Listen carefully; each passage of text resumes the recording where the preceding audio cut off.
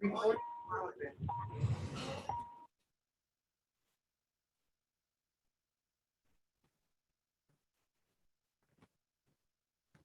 que está apagado tu micrófono, Karina. Hola, buenas tardes. Ya está prendido. Buenas tardes, ya está prendido el micrófono. ¿Ya lo escucho? Perfectamente, pues en cuanto estemos listos, profesor, adelante, por favor. Claro que sí, Karina. Muy buenas tardes para ti, muy buenas tardes para todos ustedes. El día de hoy, lunes, inicio de semana. Vamos a continuar la clase con lo que nos quedamos, la clase anterior. Vamos a revisar la importancia del contrato promesa de compraventa. Recordarán que nosotros revisamos lo que es el contrato de compraventa, cuál es la importancia legal que tiene. Habíamos dicho, y solamente a manera de un muy breve resumen, el contrato promesa de compraventa amarra la operación, ancla el compromiso entre una parte que te promete que te va a comprar y el otro que te promete que te va a vender. Habíamos comentado que dentro de las importancia, bueno, de las características que tiene el contrato promesa de compra-venta, está el hecho de que, bueno, pues no transmite la propiedad y obviamente pues no existen consecuencias fiscales. Si no estás transmitiendo la propiedad, pues obviamente, pues mucho menos existe esa consecuencia fiscal que sí existe cuando la propiedad es transmitida. Por otro lado, el elemento fundamental, vamos a decir, el ingrediente básico que debe tener todo contrato promesa de compraventa es la temporalidad, el tiempo. Todas las promesas tienen que ser respetadas y todas las promesas pues tienen un tiempo de vigencia. Ahora sí que yo te prometo y no te digo cuándo, ¿no? Bueno, pues justamente necesita tener esa temporalidad. ¿Cuánto tiempo? ¿Cuánto tiempo es lo prudente? ¿Cuánto tiempo es el promedio que se necesita para un contrato promesa de compraventa? A mi juicio, por la experiencia que yo he tenido, es de 3 meses. Algunos me van a decir, oiga, abogado, es que 3 meses es mucho. Podría ser de mes y medio, podría ser incluso de un mes o dos. Créanme que a veces las operaciones de compraventa, como muchos también ya saben, se pueden llegar, entre comillas, a atorar, se pueden llegar a obstaculizar por alguna razón u otra. No es cosa de la notaría, no es problema de ese tema. A veces puede ser el registro público de la propiedad, a veces puede ser que el avalúo no llegue en tiempo y forma, haya omisiones en el avalúo que lo haga inconsistente. Bueno, justamente por eso es importante que nosotros tengamos un tiempo un poco más cómodo. Disculpen que tiene el micrófono abierto, le voy a suplicar amablemente que lo cierre.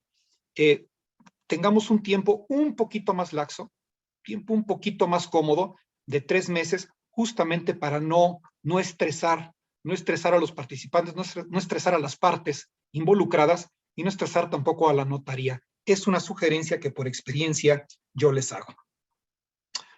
Vamos a cambiar la diapositiva y nos vamos a otro tipo de contrato preparatorio. Hay 2 tipos de contrato preparatorio, el contrato promesa de compraventa, que lo vimos la semana pasada, y el contrato privado de compraventa. Bueno, dice la diapositiva, es en sí mismo un contrato de compraventa. Aquí no te prometo, yo te prometo comprar y tú me prometes vender. Aquí ya es el contrato de compraventa tal cual. Solamente que toca la formalización de dicho documento ante notario público. En sí mismo, dice la diapositiva, es un contrato de compraventa, transmite la propiedad, tiene los mismos efectos legales, pero no tiene efecto legal frente a terceros, ya que únicamente obliga a las partes. Esa es la parte medular que tiene el contrato de compraventa privado. Obliga únicamente a las partes, no es oponible frente a terceros, puesto que no tiene formalidad. No tiene formalidad jurídica misma que solamente se obtiene, eso es, obviamente, ante notario público, pagando las contribuciones fiscales, yéndonos al registro público de la propiedad a inscribir la operación. Licenciado, licenciado, ¿le puedo preguntar algo? En la primera diapositiva, ¿cómo podríamos hacer eso de los 3 meses en el contrato de compraventa? ¿O cómo podríamos dejar ese tiempo? Porque en realidad sí ha pasado, ¿no? Que a veces sí se nos extiende por lo que usted dice, pero ¿cómo en el contrato lo podemos estipular? Por escrito, es una cláusula. Ponerlo Sí, la temporalidad, Paula, la temporalidad está en una cláusula. De todo el clausulado obligacional que compromete un contrato promesa de compra-venta, que a final de cuentas tiene que ser rescatada esa información del contrato definitivo de compra-venta, evidentemente para hacerlo congruente, ponemos una cláusula adicional. Y ahí hablamos de la temporalidad. De hecho, yo titulo la cláusula como temporalidad del contrato. El presente contrato está sujeto a su cumplimiento en un plazo máximo de 3 meses a partir de la fecha de su otorgamiento. Bueno, ahí está hasta de memoria la cláusula. Pero es así como lo amarramos. Yo tengo una pregunta. Adelante, Arturo, a tus órdenes. Muchas gracias. A ver, a mí me preocupa mucho, siempre me preocupa mucho la posesión de la propiedad. Que hacemos la temporalidad muy bien por si algo sale mal, porque el señor a la hora de la hora no el banco no le gustó, etcétera. Pero yo lo que quiero es volver a vender a otro tercero y quiero recuperar mi propiedad. Y si vamos a tener que tener un contrato en lo que para recuperar mi propiedad y para poder vender tengo que irme a un juicio, pues estamos muy mal, ¿no? Entonces, porque me asustó mucho de que la promesa de compraventa que registra en el registro público de propiedad, perfecto, se registra. Y ahora, ¿cómo la desregistro para poderla vender de nuevo? Bueno, Sí, el señor no prosperó. Bueno, pero el contrato promesa de compraventa obviamente no tiene ningún registro, únicamente es entre las partes. Para evitar esta situación, Arturo, yo lo que hago en las operaciones que yo puedo intermediar y en las operaciones que yo llevé durante muchos años en el notario público, es que la posesión se hace hasta el final. La posesión nunca la anticipo, justamente para evitar, Arturo, lo que tú me estás comentando, que me parece muy prudente. Ya entregué la propiedad, ya tienen la posesión, y ahora, ¿cómo lo desarticulo si al final la operación no se concreta? Bueno, justamente para evitar esa situación, la posesión de la misma, es decir, la posesión de hecho, va hasta el final, hasta que formalizamos en la notaría, hasta que transmitimos la propiedad, hasta el momento en que se pagan los impuestos, derechos, gastos, honorarios y obviamente la suerte principal de la operación, hasta el gran final, toma las llaves y ya el inmueble ya lo puedes poseer. Antes no, justamente por lo que tú comentas, Arturo, caemos en un riesgo. Mucha gente me ha llegado incluso a comentar, mire, en el contrato promesa de compraventa yo le doy el 80% de la operación y agarro la posesión. Yo le digo que no. No, claro que no. Y si al final no sale la operación por X o Y, ¿qué pasa? Y lo del registro público de la propiedad y la constancia de folio, si sale algo mal, o el avalúo por alguna razón, o el banco no le gusta la propiedad, algo puede pasar. Entonces, esa clase de solicitudes, yo, Arturo, soy el primero en rechazarlas, justamente por la inquietud que me comentas. Está apagado tu micrófono, Arturo. Los anticipos que se dan, que el 10-15%, ¿qué es un depósito? ¿Es un qué? El anticipo que se da es eso mismo. Es un anticipo que se da para darle formalidad a la operación. Regularmente puede ser el 10, puede ser el 15%. Ahorita, coincidentemente, estoy cerrando una operación en el puerto de Acapulco y resulta que el anticipo, Arturo, es una operación de 3,200,000 pesos. Es un departamento en Pichilingue, pero resulta que el anticipo únicamente es de 30,000 pesos. Nada más. Ridículo. Es poquito. Bueno, es poquito, pero es lo suficiente para las partes para amarrar la operación. Nadie quiere perder 30,000 pesos al final de cuentas. El punto es que estas cantidades, sean de 30,000, o sea del 10, o sea el 15%, insisto, sirve para darle consistencia a la operación, sirve para amarrarla adecuadamente, darle certezas, seriedad, y es como se maneja, ¿no? Pero no, definitivamente la posesión, esa va hasta el final, Arturo. Ok, entonces hay que dejarlo bien claro desde el principio. Claro que sí, Arturo, a tus órdenes. Gracias. Josué, a tus órdenes, muy buenas tardes. Buenas tardes, profesor. Si gusta, le puedo hacer la pregunta cuando usted nos abra el espacio para no interrumpirlo mejor. Claro que sí. Voy a suplicar, hay muchas preguntas que ya se empiezan a acumular, ya somos 120 participantes. Yo debo continuar con la clase, les voy a suplicar amablemente que las preguntas vayan por chat, esto con la intención, pues, de agilizar el dar las respuestas que ustedes se merecen, por supuesto, y también continuar con la exposición. En cuanto a la importancia que tiene el contrato promesa de compra-venta, bueno, eso no lo tenemos en diapositiva, con gusto lo comento, dan certeza jurídica, seguridad y certidumbre, da confianza en la operación. Insisto, traba la operación. Legalmente es demandable la promesa de compraventa en caso de incumplimiento. Pues, ¿cómo no? Si uno de los promitentes se niega a firmar el contrato definitivo, un juez lo podrá hacer en su rebeldía. ¿Qué sucede? Vamos a suponer que tenemos un contrato privado de compraventa. ¿Qué dijimos del contrato privado de compraventa? Transmite la propiedad. ¿Por qué? Porque no se necesitan formalidades para transmitir ninguna propiedad. Solamente que el efecto legal está entre vendedor y comprador. Pero ¿qué pasa si al final el comprador nos dice, ¿sabes qué? Fíjate que me echo para atrás, ya no me interesa transmitir la propiedad? Simplemente ahí se empieza a desarticular. Bueno, podemos ir con un juez y podemos nosotros pues solicitar el cumplimiento forzoso del contrato, podemos activar las cláusulas penales también del contrato y bien, también cobrar los daños, los perjuicios, los gastos y costas que obviamente emanan de ese incumplimiento.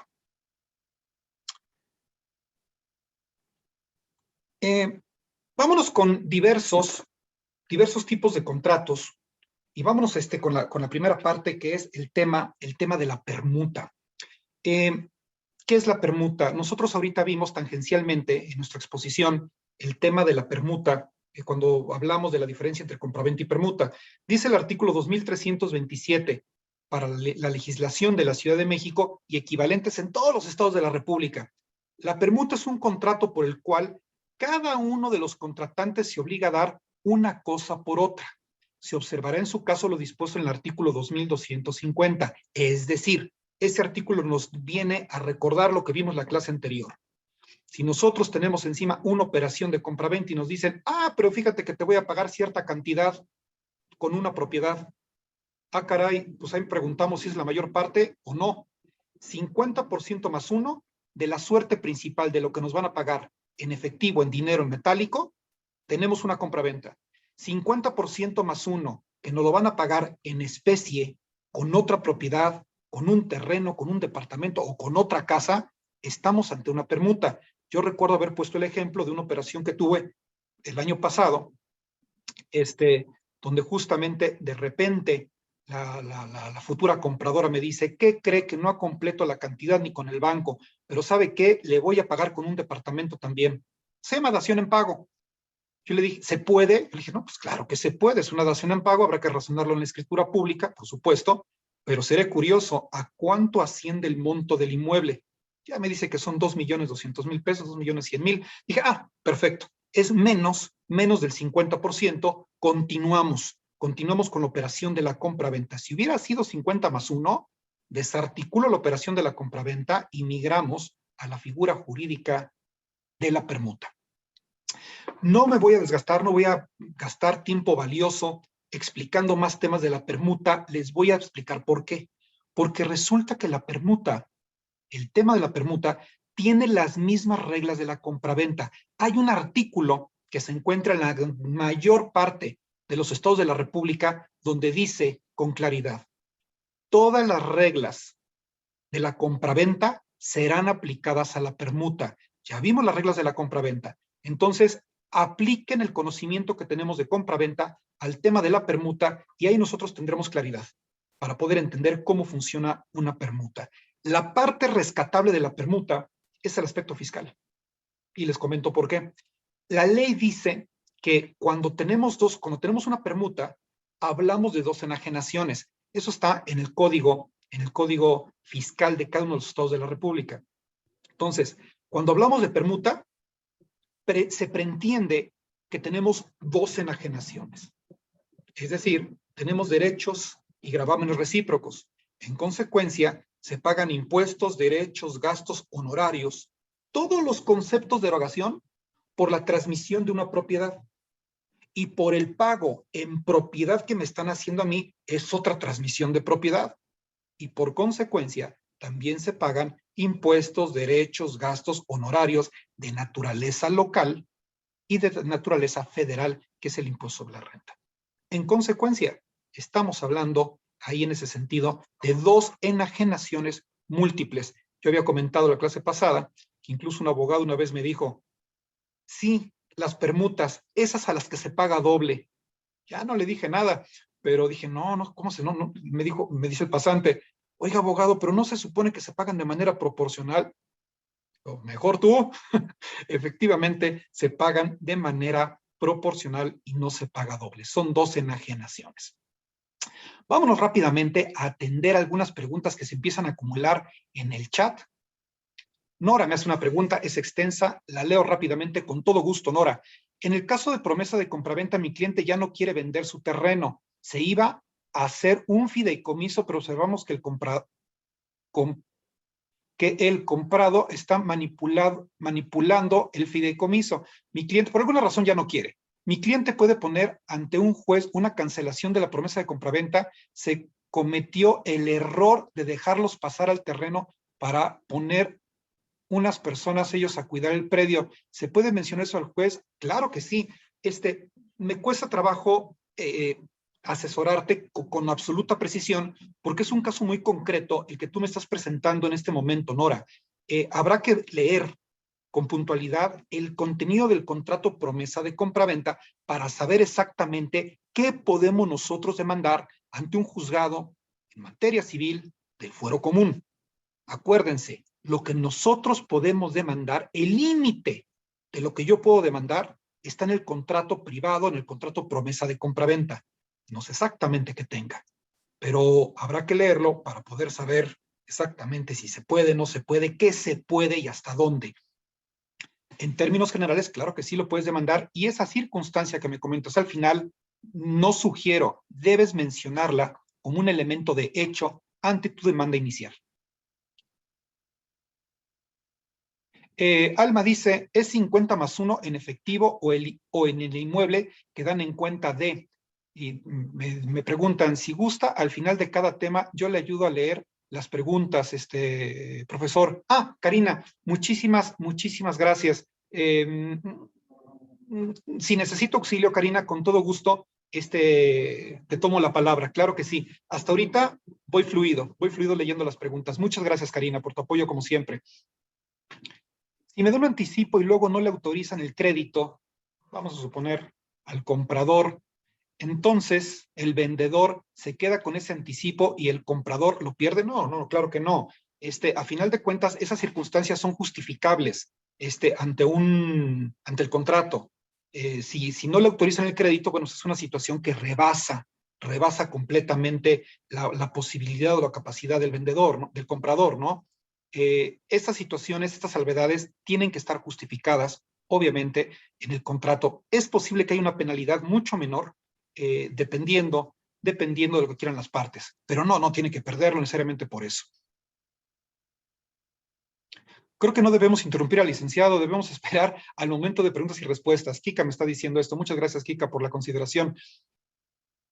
Licenciado, buenas tardes. Si en el contrato promesa de compraventa, pregunta María del Carmen Alarcón, si en el contrato promesa de compraventa el promitente comprador da una cantidad de dinero en concepto de apartado, anticipo, como se le quiera llamar, dicho contrato se convierte en contrato de compraventa, es decir, deja de ser promesa. No, sigue siendo una promesa de compraventa.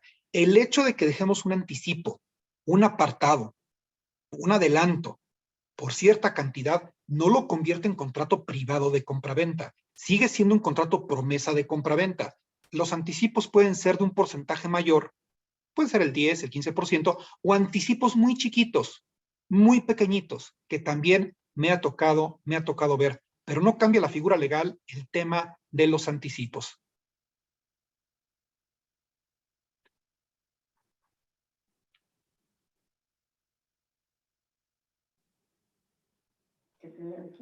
Ok, vamos a continuar rápidamente. ¿Alguien tiene el micrófono abierto? Le voy a explicar amablemente que lo apague. Josué me comenta, licenciado, prefiero hacer la pregunta por audio y no hacerla por escrito. Ok. Josué, tienes el micrófono abierto, con todo gusto, te escucho. Muy rápido, licenciado, y muchas gracias. Mire, por ejemplo, yo compro un terreno por medio de una promesa de compraventa o compraventa, me dan la carta de liberación de no adeudo y quiero vender, pero me quiero ahorrar la parte de escriturar y prefiero venderle al que me va a comprar. ¿Qué contrato puedo hacer ahí o cuál es el proceso? A ver, Josué, me estás comentando que tú quieres vender una propiedad, ya te entregaron la carta de liberación de hipoteca, hay que cancelar esa hipoteca, evidentemente, pero tú lo que no quieres es escriturar, no quieres Sí, es formalizar la correcto. operación. Es correcto. Digamos, por ejemplo, yo le compro a una empresa, firmo un contrato de compra-venta, me dan un financiamiento directo con ellos. Entonces, yo ya acabo de pagar mi terreno, ellos me dan una carta de liberación de no adeudo, pero para venderlo, pues tendría que escriturar. ¿Habría otra opción, digamos, de que yo no escriturara y no sé si hay algún contrato en medio para que la otra persona lo escriture directamente a su nombre?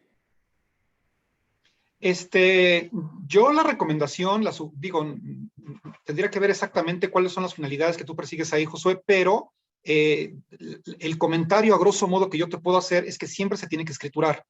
Ok. Es mi recomendación. No puedo decir públicamente, no formalicen la operación. Soy profesor del AMPI y siempre me voy a pronunciar por la opción de formalizar la operación de compra-venta ante notario público, porque es lo que justamente se debe hacer. Pero, como excepción extraordinaria, podría firmarse un contrato privado de compra-venta y un poder especial irrevocable. Muchos notarios ya no firman poderes especiales irrevocables, justamente porque fomenta la irregularidad y la inseguridad de los predios. Ya no lo hacen. Esa sería como una medida extraordinaria, Josué, que se pudiera hacer. Contrato privado de compraventa ratificado ante notario público con un poder especial irrevocable. Pero yo me pronuncio públicamente por el tema de la formalización. Muchas gracias. Gracias, para servirte.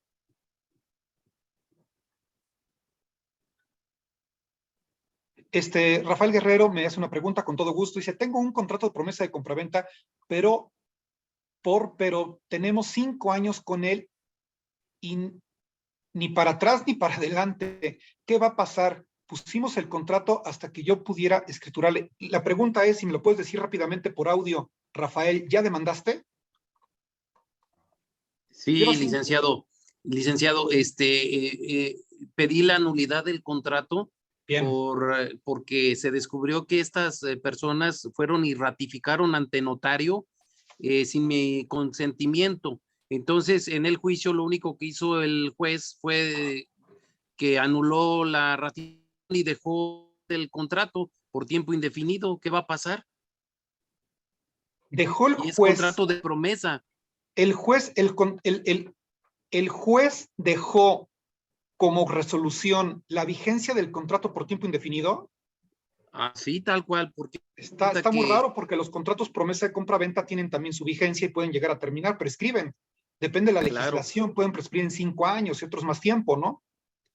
Eso lo tendría que revisar yo porque finalmente uno de los elementos de validez de un contrato de promesa de compra-venta es precisamente que tengan fecha cierta de cumplimiento. Entonces, como nosotros habíamos puesto 8 meses, resulta que como yo no pude escriturarles porque yo estoy en un proceso testamentario, resulta que yo y él firmamos un convenio en donde yo le iba a escriturar hasta que yo pudiera y entonces se quedó abierto.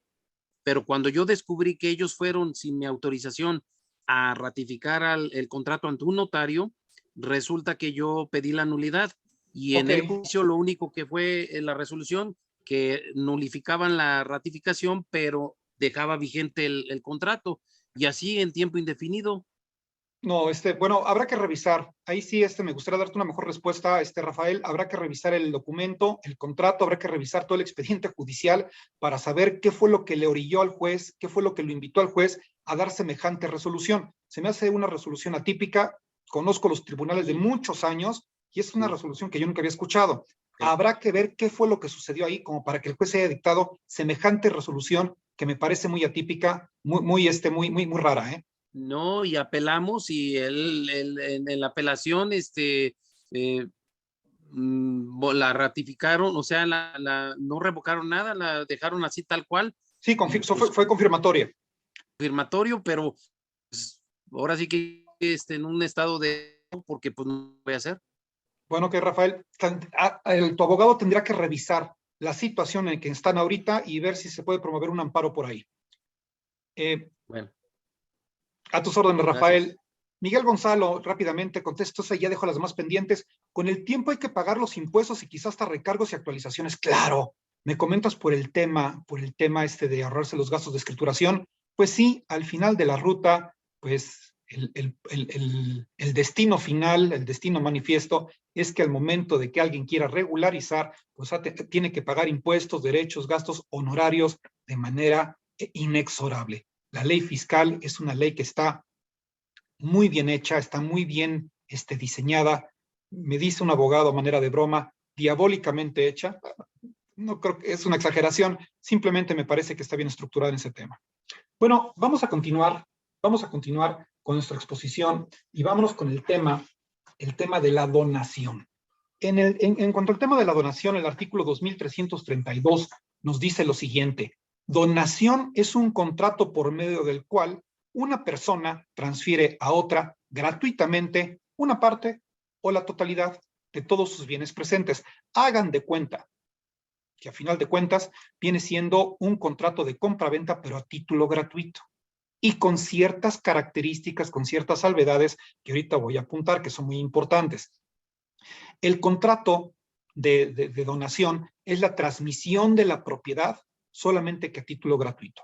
¿Es un contrato oneroso? Claro que no es oneroso, porque no existen derechos ni gravámenes que funjan de manera recíproca, sino solamente va en un solo sentido. El gravamen sobre el donador es que transmite la propiedad. Sus derechos es cero, porque no recibe absolutamente nada. Bueno, a menos que se trate de algunas de las donaciones que dice la ley, que son especiales, ¿no? Hay ciertas donaciones que tienen ciertas características. Hay donaciones que pueden ser onerosas, hay donaciones que pueden ser remuneratorias, hay ciertas características de donaciones especiales. Pero vámonos por el principio, vámonos por estudiar la donación pura tal cual. La donación es un contrato que no puede comprender los bienes futuros. ¿Esto qué significa? Que únicamente se pueden donar las cosas presentes. Y hago la diferencia con la compraventa. En la compraventa se pueden comprar cosas a futuro. Yo puse el contrato de la cosecha, el contrato de adquirir una cosecha en tiempo de siembra. Se llama compraventa de esperanza. Bueno, en la donación no existen donaciones de esperanza o donaciones a futuro. Hay un artículo expreso en la ley, artículo 2333 de la legislación para la Ciudad de México, 2333 o equivalentes en todos los estados de la República Mexicana.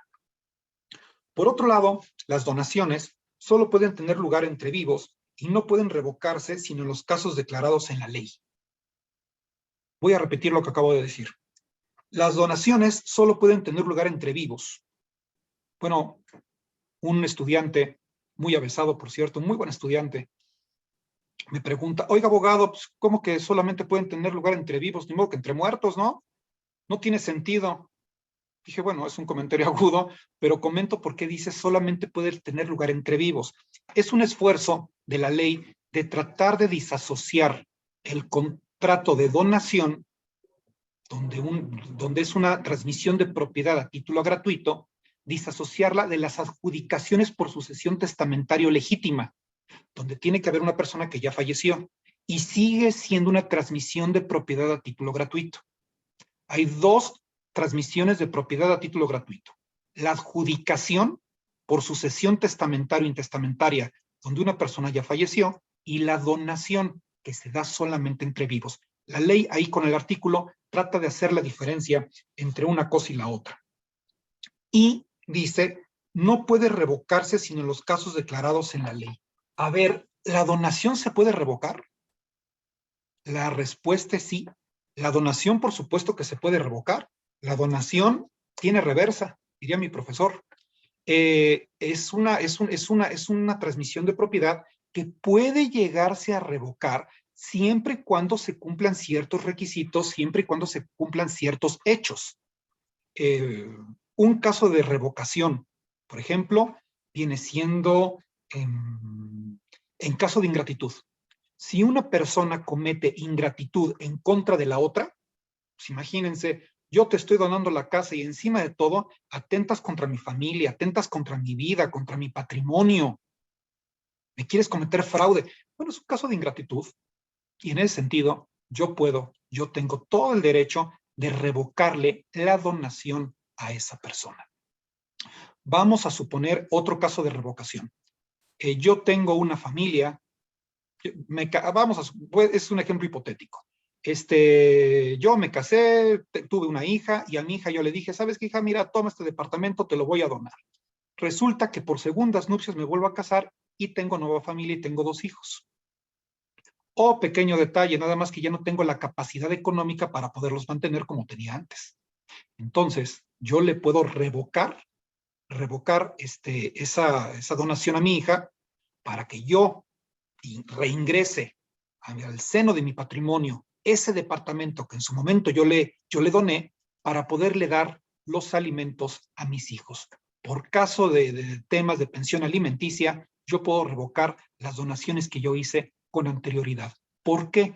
Porque en la ley hay algo que se llama el interés superior del menor, que por cierto voy a hacer una pequeño paréntesis ahí. Nunca antes en la historia de la legislación de este país, los menores habían estado tan bien y mejor protegidos como ahora. Una cosa es que en algunas circunstancias pues no se respeta o trata de evadir esas responsabilidades, pero otra cosa es que la ley instrumenta una serie de derechos, una serie de resguardos para con los menores, como nunca en la historia se había visto. Yo llevo estudiando la ley varios años y cada vez se le adicionan y se le adicionan más y más. De hecho, México ha firmado hasta convenios internacionales justamente en apoyo a la protección de los menores de edad, lo cual me parece maravilloso. Los menores sí son una de las personas, uno de los entes sociales más vulnerables que hay. Hasta ahí el paréntesis con el tema de los menores. Bueno, pues justamente pues por eso también se puede revocar, ¿no? En el tema de la donación, no aplica la evicción. Aquí no aplican evicciones, a menos que el donante se obligue expresamente a ello. Si el donante dice, ¿sabes qué? Sí, le voy a entrar al tema de la evicción y te voy a responder a ti, donatario, en caso de que exista. Pero tiene que ser expreso, y cuando digo expreso, significa que tiene que estar por ley. Tiene que estar ahí, en la cláusula obligacional del contrato definitivo en la escritura. De lo contrario, si no figura ese compromiso expreso de responder en caso de evicción por parte del donante, no tiene ninguna obligación de hacerlo. Por otro lado, bueno, si ustedes me preguntan, oiga, abogado, ¿y esto de las revocaciones tiene vigencia, no tiene vigencia, es para siempre, qué onda? A veces yo hago preguntas, expongo una posible pregunta y la respondo, porque por experiencia en muchas clases anteriores, pues son preguntas recurrentes que me hacen. Entonces, de alguna forma, como es que me anticipo a la posible pregunta que a lo mejor me puedan hacer. Alguien una vez me preguntó, oiga, abogado, el tema de las revocaciones, ¿qué va cuánto tiempo, pues, o para siempre, o no tiene límite? No, claro que sí. En el caso de que una persona pretenda revocar en caso de ingratitud, es 1 año.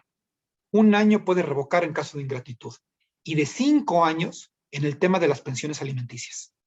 Yo, para poder revocar por caso de pensión alimenticia para mantener a mis hijos, tengo 5 años para poderlo hacer. Ya pasado el tiempo, no prospera la revocación. También hay que atender al derecho del donatario. Hay 2 tipos de donaciones que se le llama donación onerosa y donación remuneratoria. Esta clase de donaciones pues tienen características diferentes. La donación onerosa va con gravamen. Aquí sí, pero digamos que es un gravamen donde se le pide a una persona que haga algo.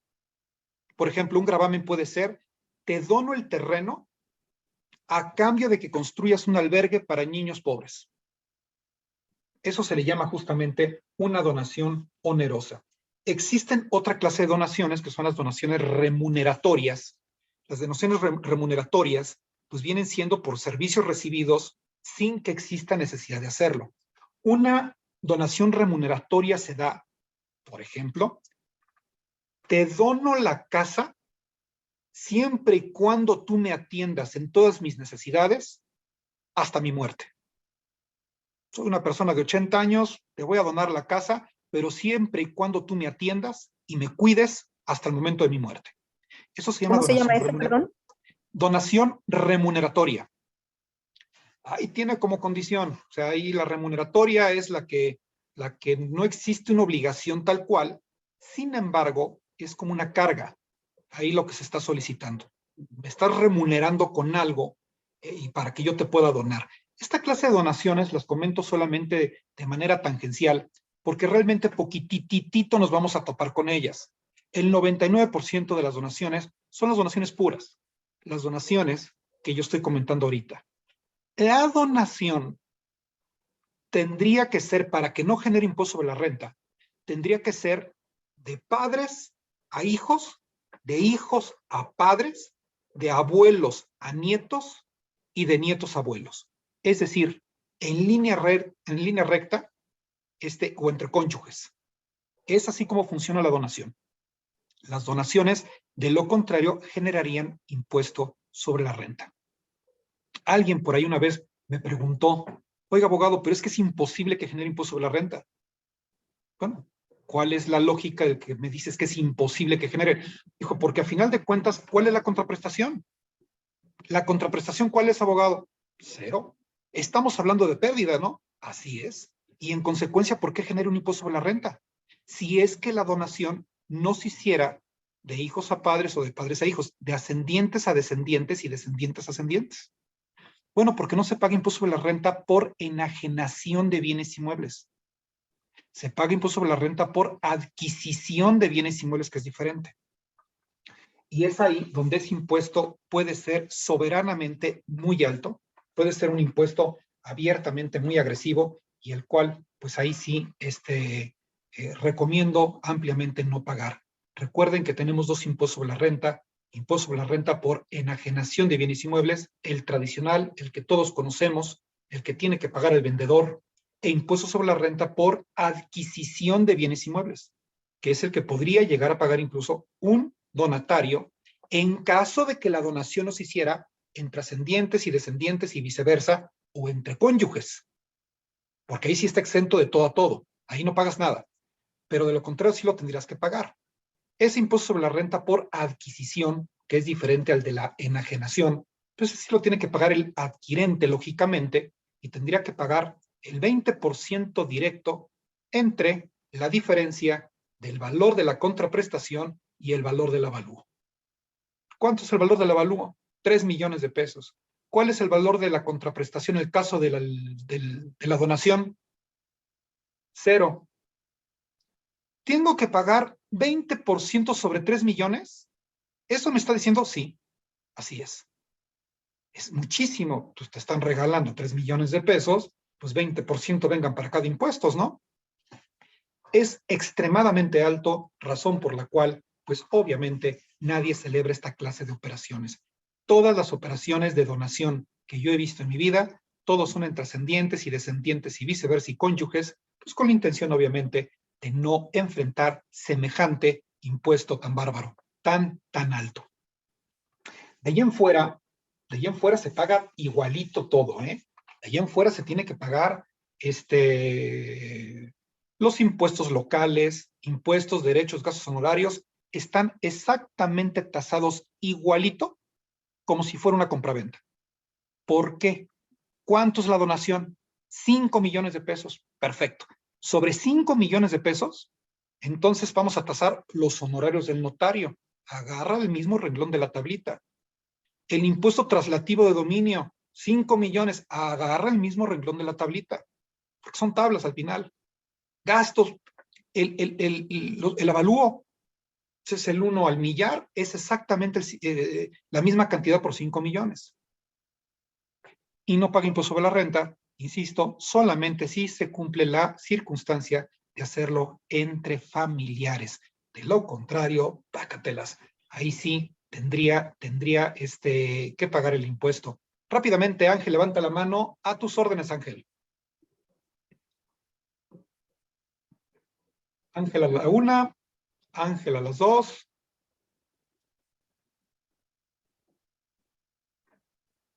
Rápidamente voy a responder las preguntas que se empiezan a acumular. ¿Donación entre hermanos sí pagaría impuestos? Sí, por supuesto. La donación entre hermanos, Mónica Villalpando, muy buenas tardes, Mónica, sí pagaría impuesto sobre la renta por adquisición de bienes inmuebles. Teresa, sí, porque la relación que hay, dice la ley, en línea recta, y los hermanos están en segundo grado de parentesco, pero en línea colateral. Esa es la lógica jurídica del por qué los hermanos pagan impuesto. Muchas Teresa gracias. Marine, a tus órdenes, dice, el donatario tiene que pagar el traslado de dominio, ¿cierto? El impuesto traslativo de dominio, por ser la parte adquirente, tendría que pagar ese impuesto, Teresa. Totalmente de acuerdo contigo. ¿En la donación puede haber usufructo? Claro. Sandra Uribe me está haciendo una pregunta de que si la donación puede haber usufructo. Claro, por supuesto. De hecho, el usufructo regularmente se dona. Lo más común, lo más normalito es que el usufructo se llegue a donar. Efectivamente, rarísimo, raro, cuando se llega a comprar, cuando se llega a vender, es extraño. Regularmente son donaciones de usufructo. Sol me hace una pregunta. Buenas tardes, Sol. Si un padre dona una propiedad para evadir una responsabilidad antes de que sea reclamado mediante juicio, ¿puede ser obligado por un juez a revocar dicha donación? Eso se llama fraude a acreedores. Y claro que sí. Si yo estoy desplazando, yo debo, por ejemplo, 10 millones de pesos, y yo lo primero que hago es, ¿sabes qué? Me desapodero de la propiedad y ¿sabes qué? Tómalo, hijo, para que no me la vayan a quitar. Eso se llama fraude a acreedores. Y claro que sí, se puede impugnar. Nada más que va por otra vía. Es una vía jurídica diferente, Sol, pero existe el mecanismo legal para impugnar esa donación, toda vez que es una donación que se está haciendo en función a fraude a acreedores. Y en consecuencia, pues tiene por ahí una vertiente de naturaleza civil en la impugnación y tiene otra de naturaleza incluso hasta penal. Pues qué cómodo, pues, debo un montón de lana y mejor me desapodero todo y no pago. No, existen mecanismos legales justamente para solventar esa situación. Gigi Araujo, muy buenas tardes. ¿Se puede revocar si le doné a mi hija, pero ella muere para que su esposo no se quede con el bien? No. Suponiendo que sea la casa donde vivo. No es un caso. Acuérdate, Gigi, que cuando tú donas, desplazas la propiedad, transmites la propiedad, te desapoderas de la propiedad y se la das a otra persona. Tu hija, en ese momento, es propietaria titular, dueña de la casa que tú le regalaste. Pero ella llega a faltar, llega hipotéticamente a fallecer. Entonces, ¿quién adquiere la propiedad?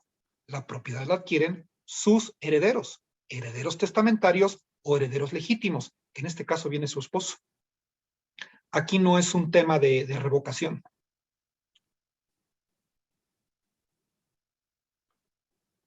¿Tiene un tiempo la revocación una vez dada la donación? Sí, claro que sí, Claudia. Lo comenté, 1 año en el caso de un año en caso de la ingratitud, 5 años en caso de las pensiones alimenticias. Ojo, en algunos estados de la República, estas prescripciones, estos tiempos pueden llegar a variar. En la mayoría es 1 y 5. Recuerdo que en algunos casos puede llegar a variar un poco en cuanto a la temporalidad. ¿Se puede revocar después de 5 años? No.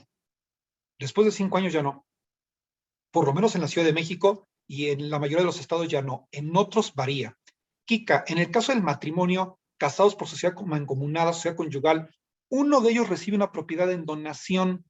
¿Esta propiedad entra en los bienes del matrimonio? No. No entra. Kika, te aventaste una muy buena pregunta. La voy a repetir otra vez y la respuesta va para todos y la voy a ampliar porque esto está bien importante. En el caso de un matrimonio casados por sociedad conyugal, uno de ellos, por buena onda, recibe una propiedad en donación. ¿Esta propiedad entra en los bienes del matrimonio? La respuesta es no. Ya no entra. Y no entra la sociedad conyugal, ni las donaciones, ni las adjudicaciones por sucesión testamentario legítima, y por algo que la ley se le conoce como dones de la suerte.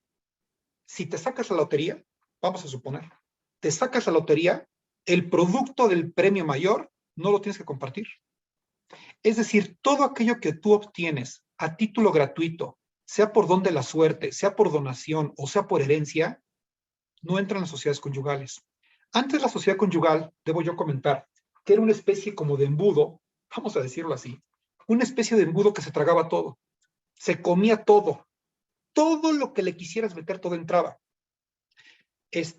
Donde vinieron las quejas fue con las sucesiones. Muchísima gente estaba a disgusto y comentaba, a mí no me parece justo que el trabajo de todo el esfuerzo de nuestra familia se tenga que compartir con otra persona que no es de la familia, ¿no? Entonces ahí empezó.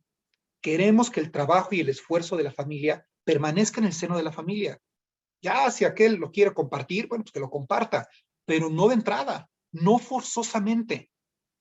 A mí me parece muy, muy sano, me parece muy adecuado que esta situación ya se llegue a dar.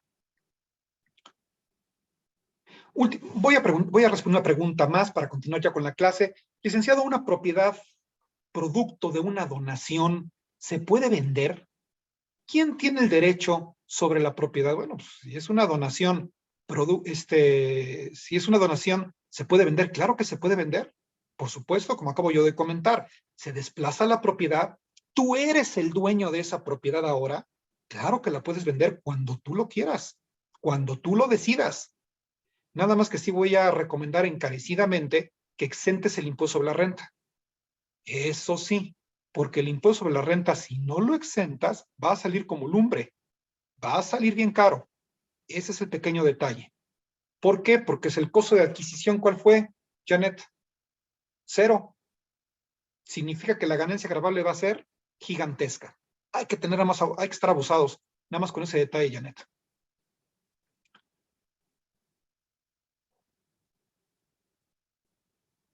Una pregunta más rápidamente ya, Mónica Herrera. Para vender una propiedad que fue donación, vamos a suponer, ¿el trámite es igual de una venta convencional? Si así es, ¿o debe de autorizar el que donó la propiedad? No, ya no tiene que autorizar absolutamente nada. La autorización la donó al momento que desplazó la propiedad. Bueno, vamos a continuar con nuestra exposición. Rápidamente, siempre digo, ya no contesto más preguntas porque debo continuar rápidamente estas preguntas. Gaby, a tus órdenes.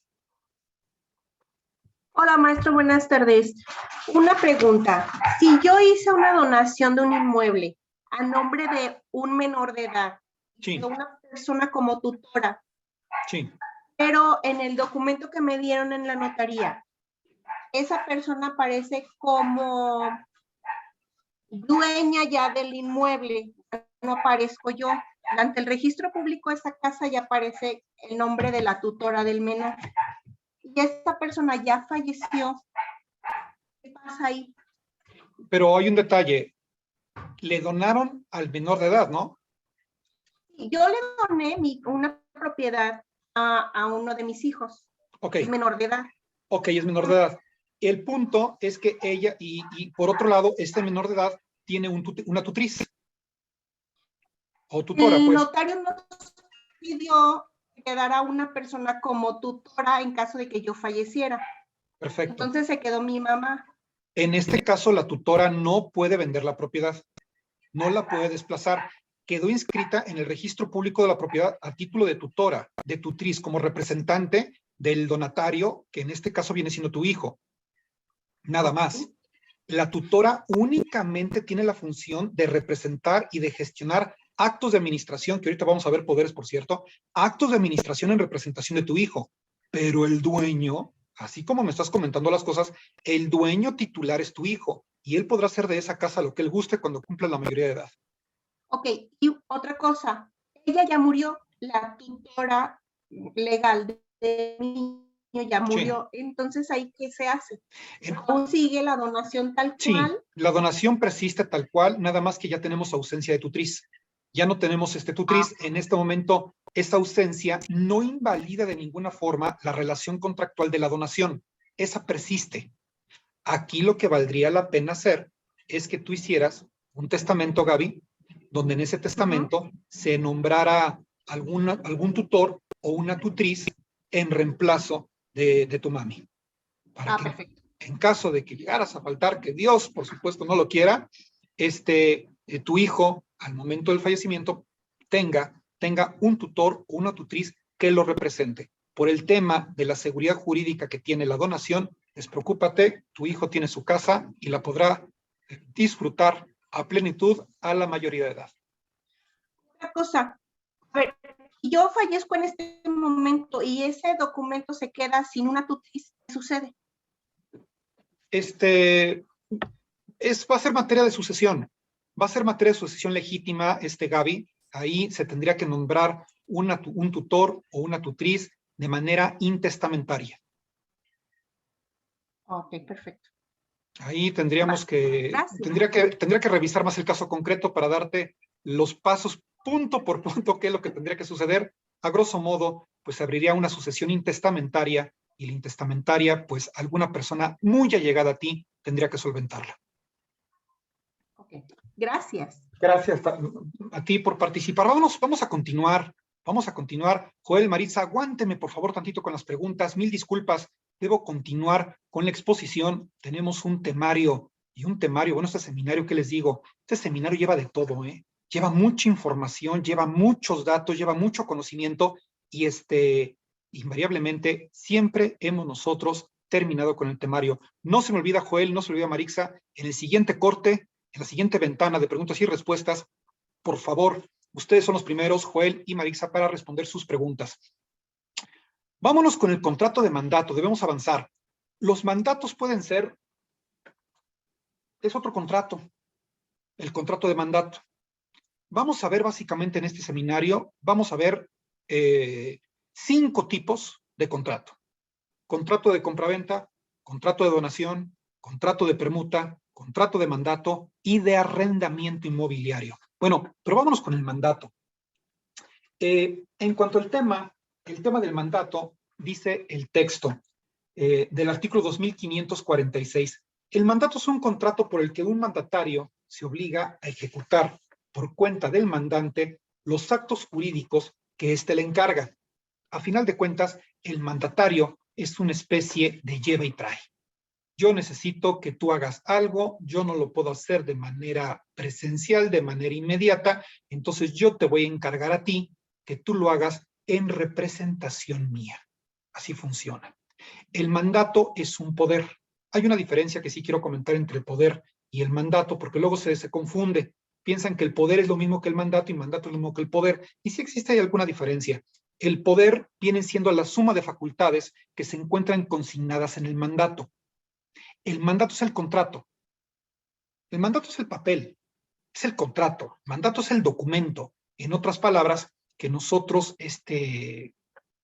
tenemos justamente para poder, para permitir que otra persona lo ejerza.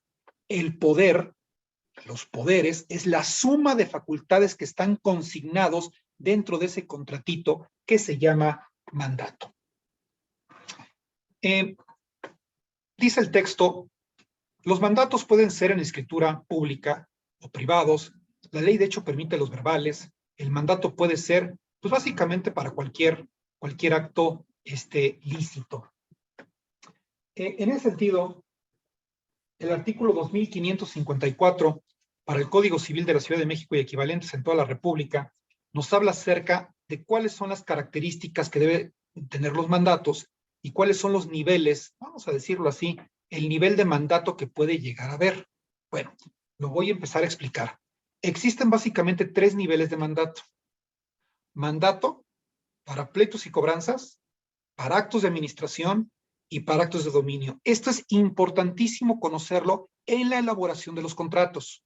Cuando nosotros vamos a elaborar un contrato, cuando nosotros lo vamos a desarrollar y va a ser con representación legal, este conocimiento es fundamental. Por eso lo comentamos ahorita también en este seminario. Primer nivel de mandato, pleitos y cobranzas. Pleitos y cobranzas significa que nos sirve ese documento para poder representar ante cualquier contienda judicial en cualquier área del derecho, para derecho civil, penal, administrativo, laboral, el que ustedes gusten. Es el tipo de poder que nos dan los abogados. Esta clase de poderes yo los recibo, bueno, constantemente me los están dando. Poder para pleitos y cobranzas, que bueno, es para que yo represente a mis clientes en diferentes contiendas judiciales. Existe otra clase de poder, que es el poder para actos de administración. Quien puede lo más, puede lo menos. Por eso, el poder sería pleitos y cobranzas y actos de administración. Actos de administración, pues sirven para poder tramitar, administrar, gestionar todo lo necesario respecto de la relación que tenemos con el poder dante. Trámites, gestiones, actos de administración en general. ¿Cómo qué? Representación ante dependencias públicas, puede ser, cobro de rentas, puede ser, firmar un contrato de arrendamiento, también es un acto de administración. Son muchos, son muchos. Existe otro más, que es para actos de dominio. Quien puede lo más, puede lo menos. ¿Cómo sería el contrato? Poder para pleitos y cobranzas, actos de administración y actos de dominio. Es decir, para actos de dominio significa que puedes ya con este documento vender. Es un documento con el cual puedes vender, puedes, vamos a ver, suscribir títulos de crédito, pagarés o cheques en representación de tu poder dante. Imagínense, si el pagarés por 5 millones de pesos, pues con toda razón, ¿no? Por otro lado, también tenemos nosotros poderes que sirven para, vamos a ver, para hipotecas, para suscribir alguna hipoteca, bueno, también. En el caso de que nosotros tengamos que suscribir una hipoteca en representación del mandante, se necesita un poder para actos de dominio. Estos son básicamente los tipos de poderes en forma general que se pueden llegar a suscribir. Existen otras modalidades de poder. Pleitos y cobranzas, actos de administración y dominio. Ahí lo tenemos y para qué sirven. Pero existen otras, vamos a decirlo, otras modalidades. Existen poderes amplísimos, es decir, con cláusula de sustitución de mandato. La cláusula de sustitución de mandato nos dice que el mandatario pues puede llegar a sustituir los poderes en favor de otras personas. Sidney Suárez, me parece que tienes tu video abierto. Para si le gustas apagar. Muchas gracias, Sidney Suárez.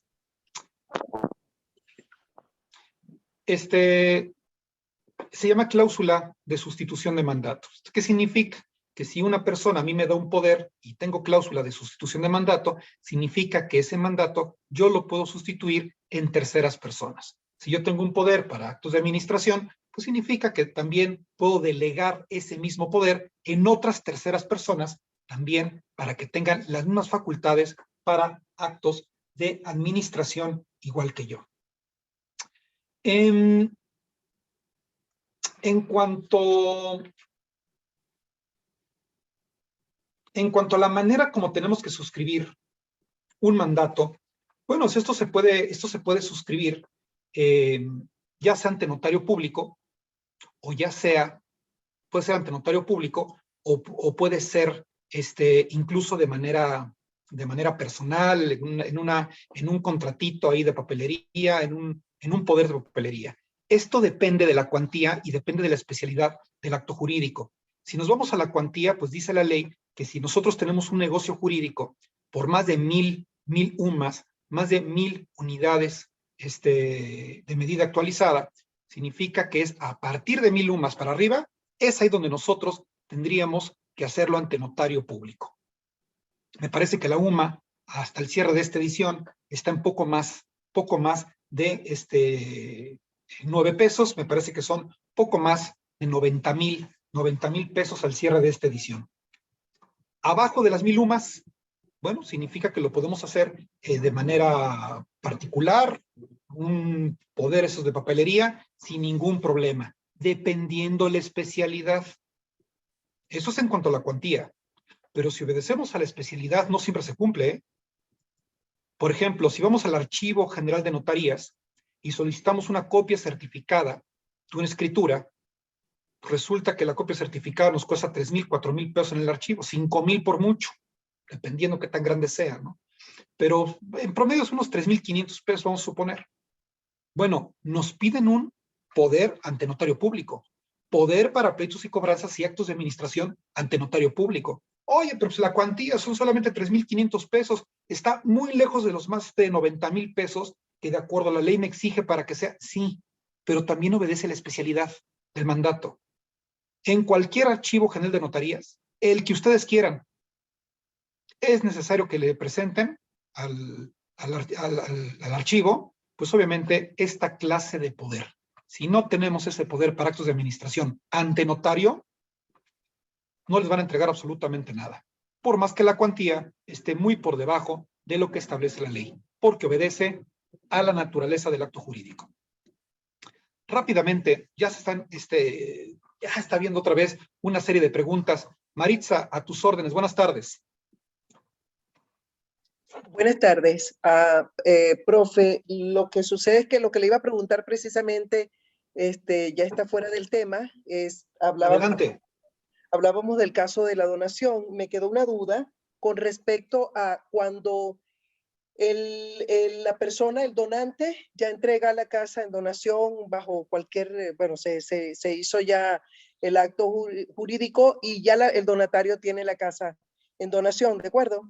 ¿Sí? Y sucede que en 2 años se la vende y el donante, ¿ok? Se presenta que quiere hacer una revocación. En ese caso ya el donatario vendió la propiedad. ¿Qué sucede allí? Es un acto consumado. Eso se llaman actos consumados, justamente. Ya vendió, ya transmitió la casa. Se puede hacer la revocación cuando aún está dentro de la esfera patrimonial del donatario. Es así como prosperan las revocaciones. Cuando está en la esfera patrimonial de la persona se puede revocar, pero si ya la desplazó y vamos a suponer hasta el dinero ya se lo gastó, es a lo que se le llama un acto consumado y en consecuencia ya no prospera la revocación. Ok, perfecto, gracias. Gracias, a tus órdenes. Joel Sánchez, a tus órdenes. Sí, maestro. Ahorita que hablaba de la... Joel, tienes tu micrófono cerrado. A ver, ahí, maestro. Ahí te escucho bien, a tus órdenes. Gracias. Le comento, ahorita que hablaba de la exención del impuesto sobre la renta de abuelo, esposo y nieto, ¿también se exenta el impuesto sobre traslado de dominio al que adquiere o ese no? Ese no. Ese Ese sí no. se paga siempre. Sí, sí se paga siempre. Hago una acotación nada más con ese tema. En línea recta de padres a hijos y de padres de hijos a padres y de padres a hijos o abuelos a nietos a abuelos, el impuesto, digamos, no es que se exente, no se genera.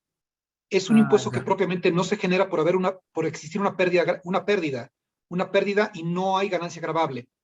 Pero nada más es el impuesto sobre la renta. Se tiene que pagar el impuesto traslativo de dominio tal cual. Ya, gracias. A tus órdenes. Cindy Suárez, muy buenas tardes. Gracias, licenciado. Para efectos de contrato de mandato, se protocoliza cuando se genera ante notario público los poderes especiales. Sí, claro. O no es requisito tener ese contrato de mandato, simplemente ante el notario se dan esos poderes y punto. Depende de la cuantía. Existen poderes generales y existen lo que tú me comentas como poderes especiales, que más adelante voy a abundar en ese tema. Un poder especial es un poder regularmente específico para algo en particular. Eso se refiere con poderes especiales. Los poderes especiales pueden ser ante notario público o los podemos hacer de manera privada, entre nosotros, pero eso obedece a la misma regla que yo estoy comentando, Sidney. Eso depende de la cuantía, más de 1,000 UMAS o más, o depende de la especialidad del acto jurídico.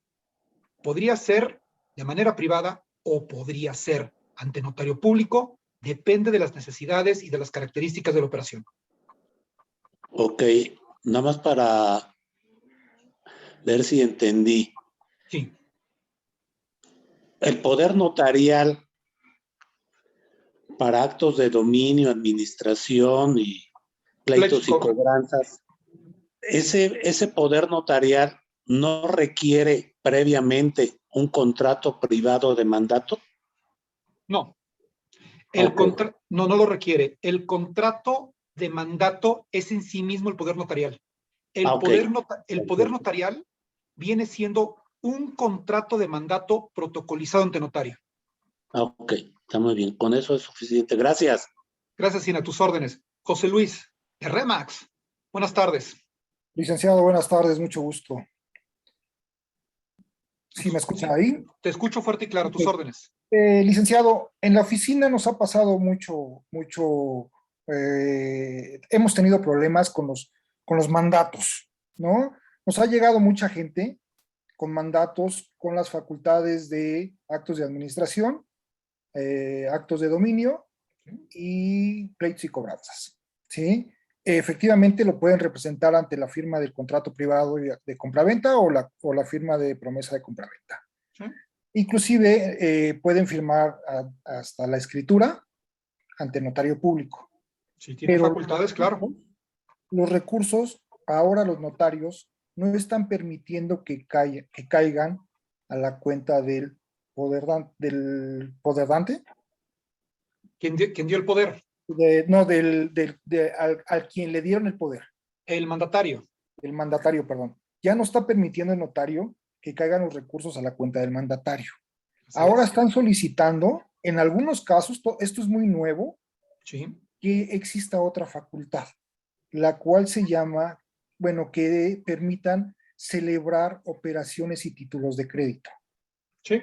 ¿Sí? Y con eso algunos notarios sí están permitiendo que caigan los recursos a la cuenta del mandatario. Sí. No en todos, ¿eh?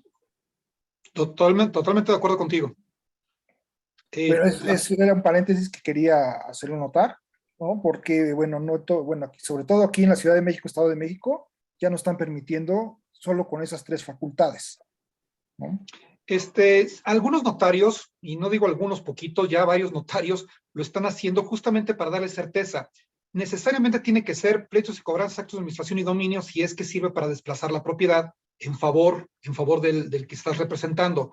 A final de cuentas, algunos notarios, para dar mayor certeza, para dar mayor transparencia, para abonar a la seguridad jurídica, pues ya los recursos, el pago, la suerte principal, pues ya no se la queda el mandatario, justamente porque caíamos en un tema de probable inseguridad jurídica. Por eso ahora tiene que ser necesariamente para la otra. En cuanto al otro, lo que tú me comentas, que deba también tener la clausulita, que son para títulos, operaciones de créditos, etcétera, eso tiene más tiempo. Esta es una situación que se viene solicitando ya de varios años para atrás y que viene, pues, ¿cómo decírtelo?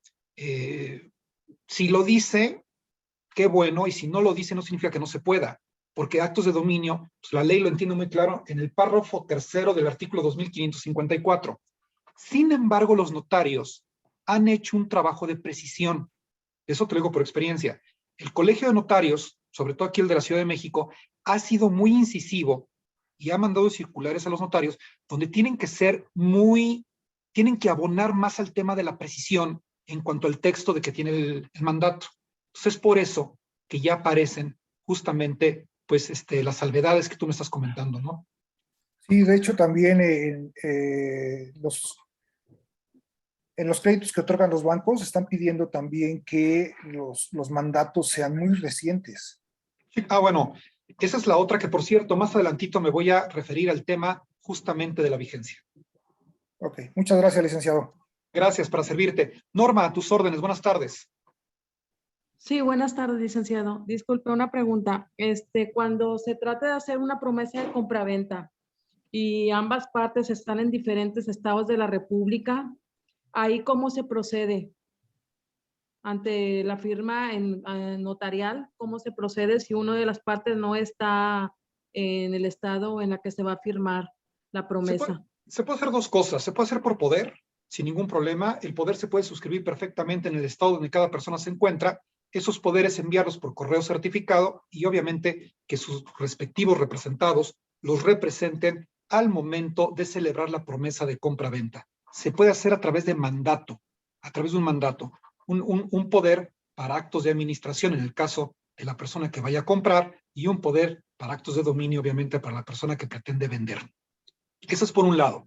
Se puede hacer de otra manera y se puede hacer un contrato promesa de compraventa digital. La ley de firma electrónica pues, nos permite justamente hacer esta serie de gestiones de tal forma que podemos firmar un contrato por vía electrónica. Se necesita una firma electrónica que cada una de las personas contratantes del contrato pues, obviamente tengan para que puedan firmarlo de manera electrónica. Hay algunas empresas, está DocuSign, hay muchas empresas ya que se dedican a intermediar esta clase de operaciones, te mandan la liga, tú lo firmas a través de tu firma electrónica y te reenvían, en pocas palabras, por correo el documento debidamente firmado. Ahí tenemos un tema de fecha cierta, incluso, que puede abonar más a la confianza y a la seguridad jurídica. Si tú me preguntas qué opciones tienes en este caso, con seguridad 2. O es a través de firma electrónica por el tema de la distancia, o a través de poderes que se pueden llegar a enviar por correo certificado a los mandatarios que estén justamente en un lugar determinado para firmar. Muchísimas gracias, Gracias, licenciado. Norma. Una pregunta más, licenciado Martel, a tus órdenes, licenciado. ¿Qué tal, licenciado? Muy buenas tardes. En la operación de compraventa, el apoderado puede recibir el recurso que se está generando por la transacción. O sea, no hay ningún problema que se le deposite directamente a él, o si tiene que ir el recurso directamente a la cuenta de la propietaria de la casa. Depende del poder. Si el poder así lo permite, si el poder así lo habilita, adelante, no hay ningún problema. Pero si los poderes, como estaba comentando un participante anterior, el poder ejerce una limitación en ese sentido, pues tendría necesariamente que ir a la bolsa del poder dante. ¿Y si no se menciona, licenciado? Si no se menciona, significa que sí puede. O sea, Okay, si no se menciona, significa que sí es posible. Ok. Lo que, por cierto, no lo recomiendo, ¿eh? Yo en el título personal no lo recomiendo, pero donde el contrato no distingue, pues nosotros no vamos a distinguir. Ok, porque por ejemplo, en este caso, el apoderado es el hijo. La señora se fue a España, entonces quedó a cargo el hijo, y el apoderado es el hijo, y no viene la limitante esa de que no pueda recibir el dinero él, ni especifica que se le deposite directamente a la señora que es la propietaria de la casa. Recomiendo amplísimamente que siempre los recursos vayan a dar a manos del poderdante, porque al final de cuentas el poderdante es el titular que tiene la operación. La otra persona es un representante únicamente, pero en ese sentido, pues podría recepcionarlo el apoderado. O sea, legalmente lo puede recibir, pero la recomendación es que lo reciba directamente la propietaria. Absolutamente. Ok, gracias, absolutamente. Licenciado. Vamos a continuar con el tema. Ahorita continúo respondiendo algunas preguntas. Vámonos con el tema de la vigencia. Esto siempre me lo han comentado muchísimas veces. Oiga, abogado, ¿qué vigencia tienen los poderes? Bueno, pues la vigencia sí, pues depende, ¿no? Depende de cada estado de la República, porque así donde yo les digo, para toda la República Mexicana y tal artículo y equivalente para todo México, es porque es para todo México. Aquí sí, definitivamente no es para todo México. El tema de la vigencia depende de cada estado. Aquí en la Ciudad de México, los poderes siguen siendo temporales, a menos que nosotros justifiquemos una vigencia. Esa vigencia nosotros la podemos justificar. Entonces, ahí no pasa nada. Pero si no justificamos vigencia en algún artículo, en alguna cláusula, significa que son atemporales, como en el estado de Hidalgo también. Pero en algunos otros lados no. Por ejemplo, en el estado de Jalisco, en el estado de Guanajuato, en el estado de Baja California Sur, tienen temporalidad, lo diga o no lo diga el poder. Pueden ser de 3 años, en otros estados son de 5, etcétera. Ahí sí yo les sugiero amablemente que verifiquen la legislación de cada uno de los estados de la República donde ustedes nos están viendo, porque me van a decir, es que el abogado dijo que eran atemporales. No, en la Ciudad de México son atemporales, a menos que los limitemos a cierto tiempo. En otros estados de la República, no importa si los limitas o no los limitas, por default, tienen vigencia de 3 años y en otros casos a 5 años. Es a lo que yo recomendaría también ahí considerarlo. Ojo, Si son poderes para actos de dominio, en la Ciudad de México, algunos notarios ya no los reciben, ¿eh? Si es que el poder tiene 15 o 20 años. Ya es un poder muy viejo. ¿Por qué no los reciben? Oiga, pues ¿qué no dice la ley que es atemporal? Porque el notario también utiliza su criterio en la aplicación de la ley. Una de las razones por las cuales los poderes llegan a vencer no solamente es por el tema de la vigencia, sino por el hecho de que el mandante o el mandatario lleguen a fallecer. ¿Qué pasa si muere una persona que hace un poder? El poder muere con él. Una manera en que los efectos legales de los poderes vencen, prescriben, se extinguen, es cuando el poderdante llega a fallecer o el mandatario llega a fallecer. Fallecen las personas involucradas en un poder y con ellos se muere también el poder. Esa es una parte también bien importante. Otra razón por la cual un poder puede llegar a extinguirse es por revocación. Tú haces un poder y lo revocas al otro día y esa es suficiente razón para que se extinga jurídicamente los efectos legales de ese contrato. Bueno, vamos a continuar con nuestra clase y vámonos con un tema nuevecito, que es el tema del arrendamiento.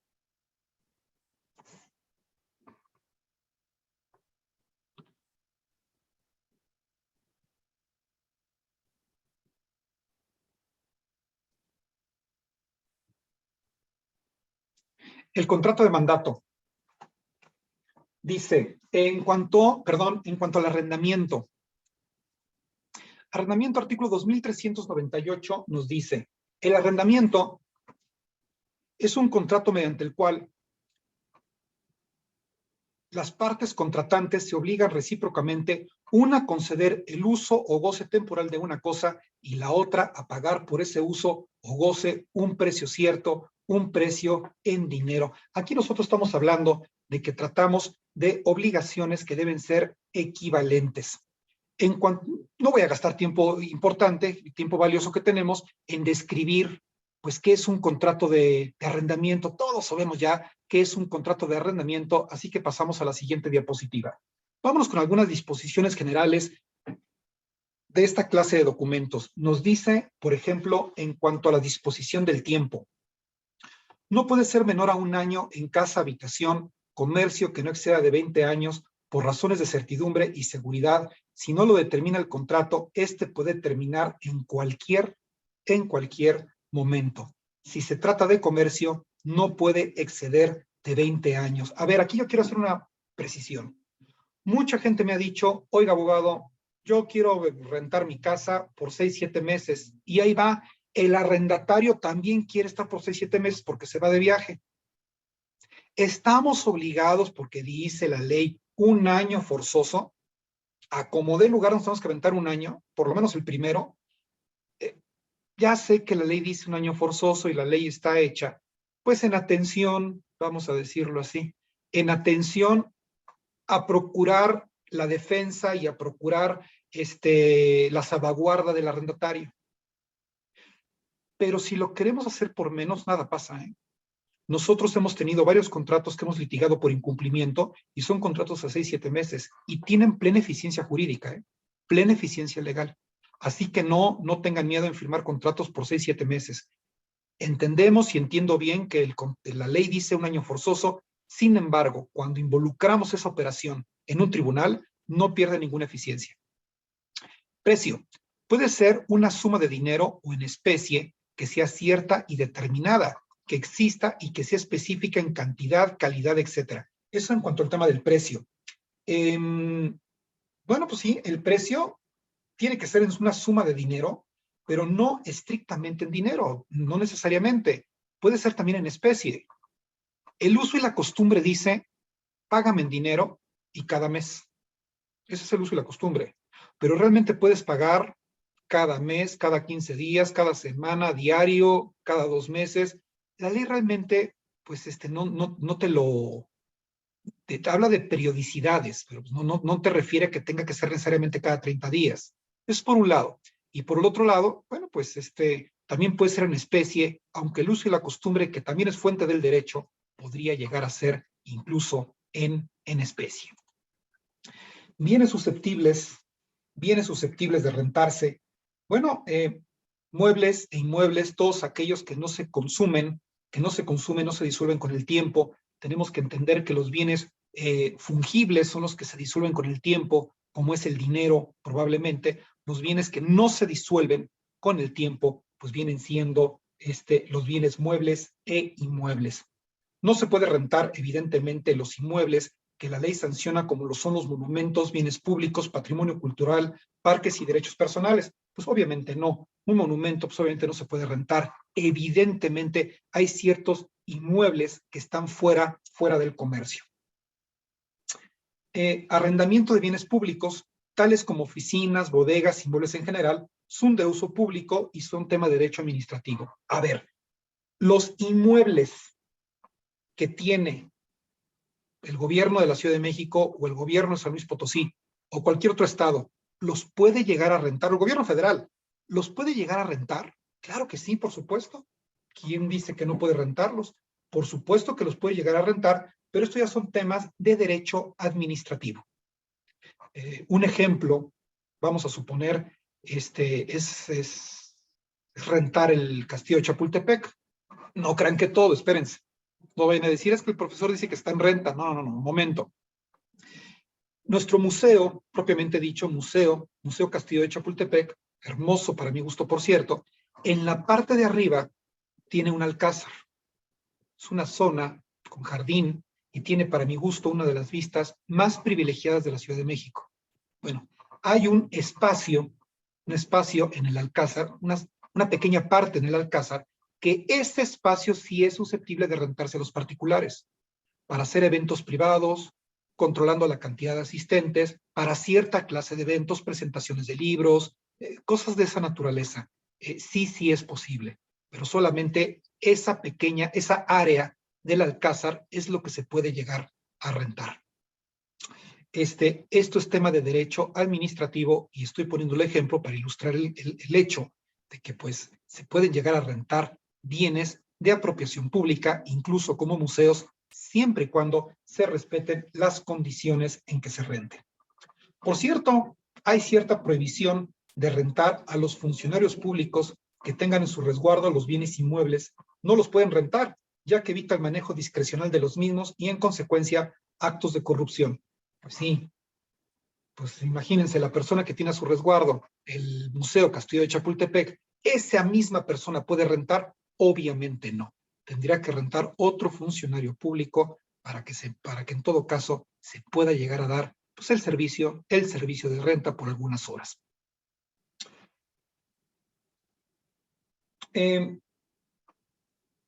Por otro lado, vamos a cambiar la diapositiva. Renta de porciones, dice, no se puede rentar partes indivisas sin el consentimiento del copropietario. Pues claro que no. Si yo tengo un departamento, una casa, y esa casa la tengo en copropiedad, pues lógicamente yo tendría que darle anuencia, le tendría que pedir su consentimiento, mismo que va a estar expreso en el contrato de arrendamiento al copropietario. Contrato dice que tiene que ser por escrito. Bueno, se requiere la formalidad por razones obvias de seguridad jurídica. Se puede demandar esta omisión si causa algún daño. Parte importante, ahí va. Es imputable al arrendador esta formalidad, ya que éste tiene la obligación de hacerlo. ¿Quién tiene la culpa en caso de que no tengamos nosotros contrato de arrendamiento? El arrendador. ¿De quién es obligación? Del arrendador, de que nosotros tengamos ese contrato. Bueno, yo diría que desde el punto de vista más humano, pues creo que tienen la culpa los dos, ¿no? Que arrendatario, pues no exige la seguridad jurídica del por qué está ahí. Pero en términos legales, pues digamos que la culpa la tendría en todo caso el arrendador. Dice una nota, es importante tener en cuenta la diferencia entre la formalidad y la diferencia entre la solemnidad, obviamente, de los actos jurídicos. Antes de ir a la nota, tenemos aquí algunas preguntas. Rápidamente, Enrique me está diciendo, buenas noches, según entiendo por cuestiones de tipo fiscal y por otra parte del origen y procedencia de recursos de lavado de dinero, hay una ley, por cierto, que vamos a estudiar la ley, por cierto, los pagos deben ser efectuados a la cuenta bancaria del poderdante, absolutamente. Ha habido una práctica recurrente donde va a la cuenta del donatario, sin embargo, para efectos fiscales y para efectos de la propia ley antilavado de dinero, absolutamente de acuerdo contigo, tendrían que ir a la cuenta del poderdante, como se está haciendo, ¿no? Janet me dice, licenciado, ¿qué empresas son las que pueden tramitar las firmas electrónicas válidas para la firma del contrato? Yo conozco una y es con la que pago los impuestos, con la Fiel. Con la misma Fiel que te pueden llegar a dar en Hacienda, es una firma electrónica. La Fiel no es exclusiva para firmar tus facturas. También puede llegar a servir para otros fines. La Fiel es un ejemplo de ella. Aunque incluso hay otras marcas, hay otras empresas que también dan firma electrónica. Por ejemplo, la FAD, bueno, ahí tenemos otra, firma autógrafa digital, ahí la tenemos, Josué nos está compartiendo la información valiosa. Nora, ¿podría repetir qué debe decir la descripción para que el mandatario reciba recursos? ¿Qué debe decir la descripción para que el mandatario reciba recursos? No entiendo bien tu pregunta, Nora. Si me gustas ampliarla por audio.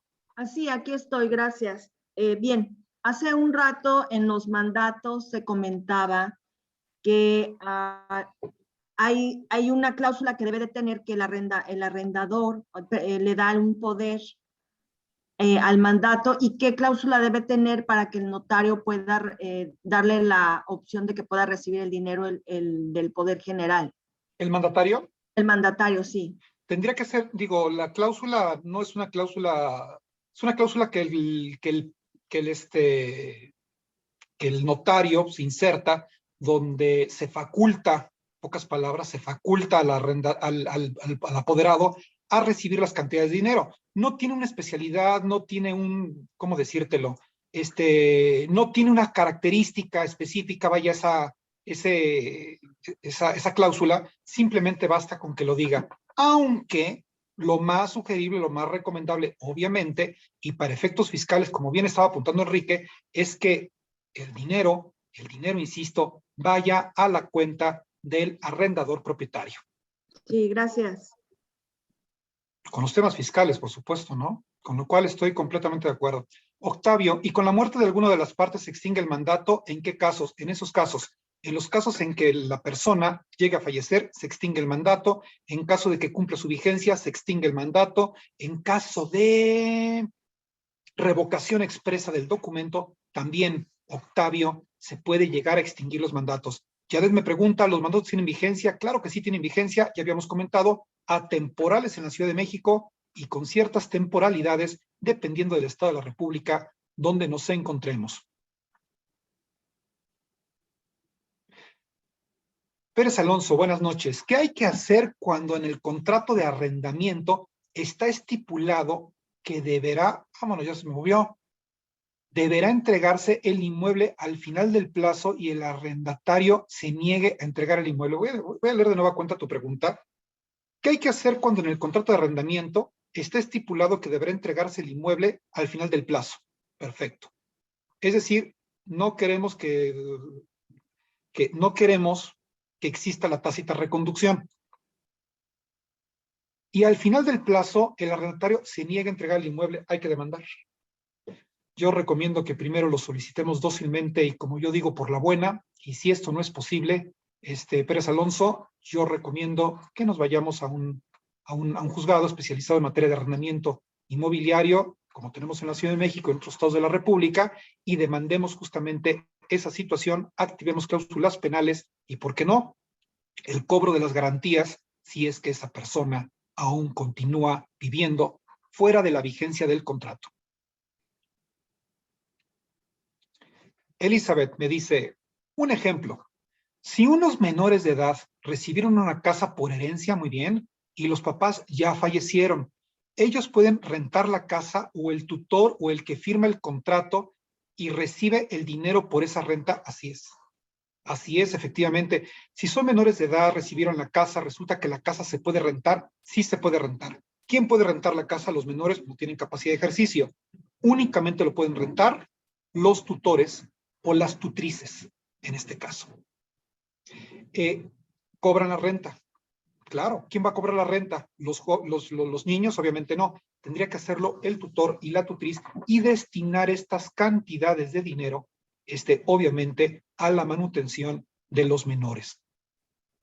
Por cierto, alguien una vez me preguntó, ¿se pueden vender, el tutor o la tutriz puede vender una propiedad del menor?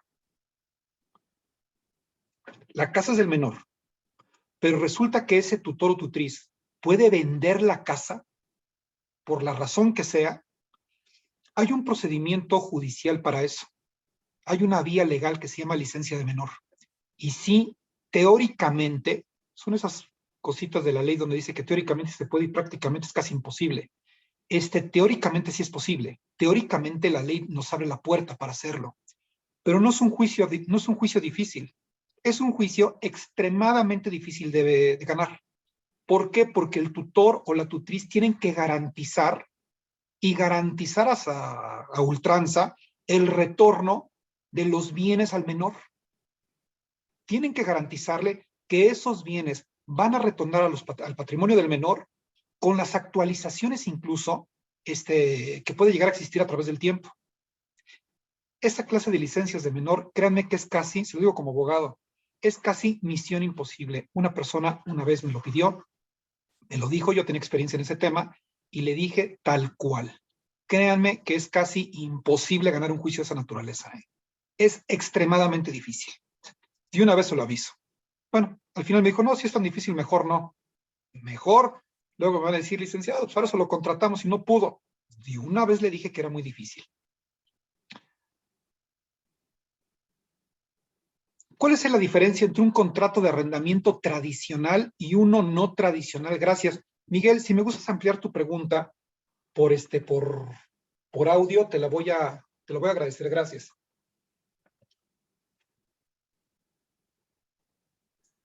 Sí, muy buenas tardes. De hecho, esto lo he visto en el estándar de competencia, en el S011001, que hablan del contrato de arrendamiento tradicional y no tradicional. Entonces, ¿pero a qué se refiere con tradicional o no tradicional? La ley habla de un contrato de arrendamiento. Es la pregunta que tengo precisamente.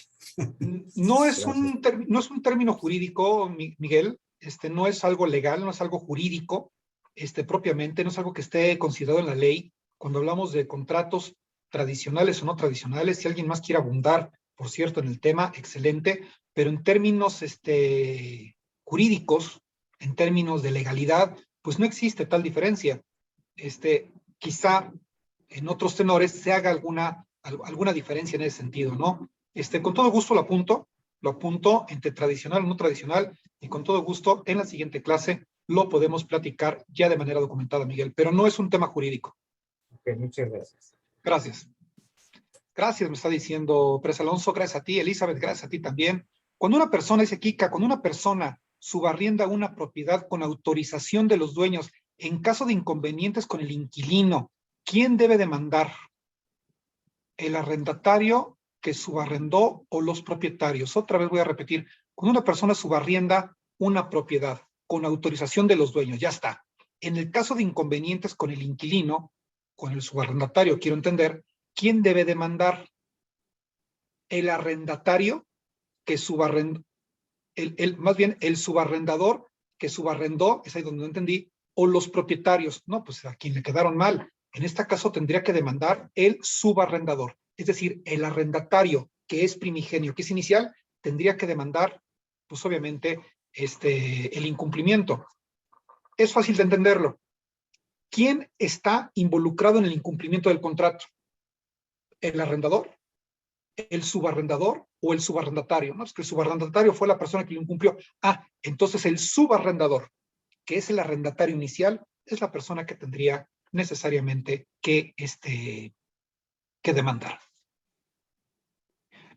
Maritza me dice, profesor, si me puede facilitar su número, por favor, ya que al final lo llamaré para asuntos particulares, pero dentro del mismo tema, por favor. Claro que sí, Maritza, en su momento yo les comparto mi número telefónico. Nancy me dice, la propietaria vive en Estados Unidos y la hija hace un contrato de subarrendamiento para poder rentar, ya que esta es la que realiza la factura de arrendamiento. es válido, bueno, lo realiza a nombre de la arrendadora. O sea, si realiza la factura a nombre de la arrendadora, porque le quiere hacer el favor, está bien. Pero todas las consecuencias legales obviamente son del arrendador. Espero haber entendido bien la pregunta, Nancy. No pasa nada si se está subarrendando, digo, para poder hacer renta y que la factura. Un segundo.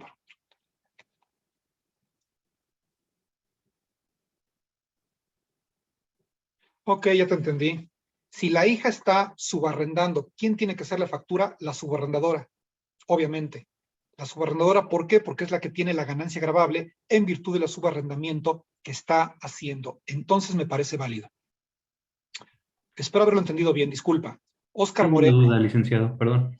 Sí, un segundo, nada más voy con Oscar. Un segundito, por favor. Gracias. ¿Se puede vender un inmueble que está a nombre de un discapacitado y se requiere vender para sostenerlo? Cuando hablas de discapacitado, ¿hablamos de una discapacidad mental? Con que me digas sí o no. Sí, es discapacidad mental. Es incapacidad mental. En ese sentido, se tiene que declarar el estado de interdicción, es lo que se tiene que hacer, que es la declaratoria judicial de incapacidad mental, a manera de poder, nombrar a un tutor, a una tutriz y gestionar un juicio para poder habilitar la posibilidad, para generar la posibilidad de vender el inmueble. La pregunta es, ¿se puede vender el inmueble de manera inmediata? Automática no. Se tiene primero que gestionar el nombramiento de un tutor y una tutriz, y esa tutriz o tutor tampoco se conduce solo, se conduce bajo ciertas regulaciones de ley. Sí se puede bajo todas las regulaciones y los procedimientos legales. Ok, gracias. Gracias a ti por participar. Ahora sí, la persona que me hizo la pregunta por audio, y lo dije, espérame tantito. Sí, gracias, licenciado. Mire, Sí. mi duda es la siguiente. El arrendador es es una persona ya mayor y no quiere tener mayor problema con... No hay forma de tener contador ni nada, ¿no? Por la misma edad. Entonces ella quiere dar la propiedad en su arrendamiento. Sí. ¿Ella recibe su dinero íntegro o tiene que hacer la declaración ante el SAT y todo este movimiento que hay? Tiene que hacer su declaración ante el SAT y todo el movimiento y todo el rollo. El arrendamiento y el subarrendamiento son figuras legales hermanas, con condiciones jurídicas, responsabilidades y obligaciones iguales casi, prácticamente, y con obligaciones fiscales también muy parecidas, de la misma forma. Bueno, si nosotros vamos a subarrendar, si nosotros vamos a arrendar una propiedad y la subarrendamos a través de la plataforma de Airbnb, también tenemos que pagar impuestos. Entonces, en ese sentido, ambos tienen que pagar impuestos. Mucha gente me pregunta, abogado, ¿el arrendador tiene que pagar sus impuestos? Pues claro que tiene que pagar impuestos por el arrendamiento, ¿no? Y más si lo renta amueblado. Y el arrendatario que se convierte en subarrendador, ¿tendría también que hacer su contribución? Así es. Así es. Ya hablaremos de la deducibilidad en estos temas, pero a final de cuentas, ambos personajes, el arrendador y el subarrendador, son personas que tienen beneficios económicos. Y si hay beneficios económicos, hay ganancias, utilidades que son gravables. Y en consecuencia, claro, lo tendría que pagar. Ok, gracias, licenciado. Gracias, para servirte. Ana Anguiano, a tus órdenes, muy buenas noches ya. Hola, buenas noches. Una pregunta. De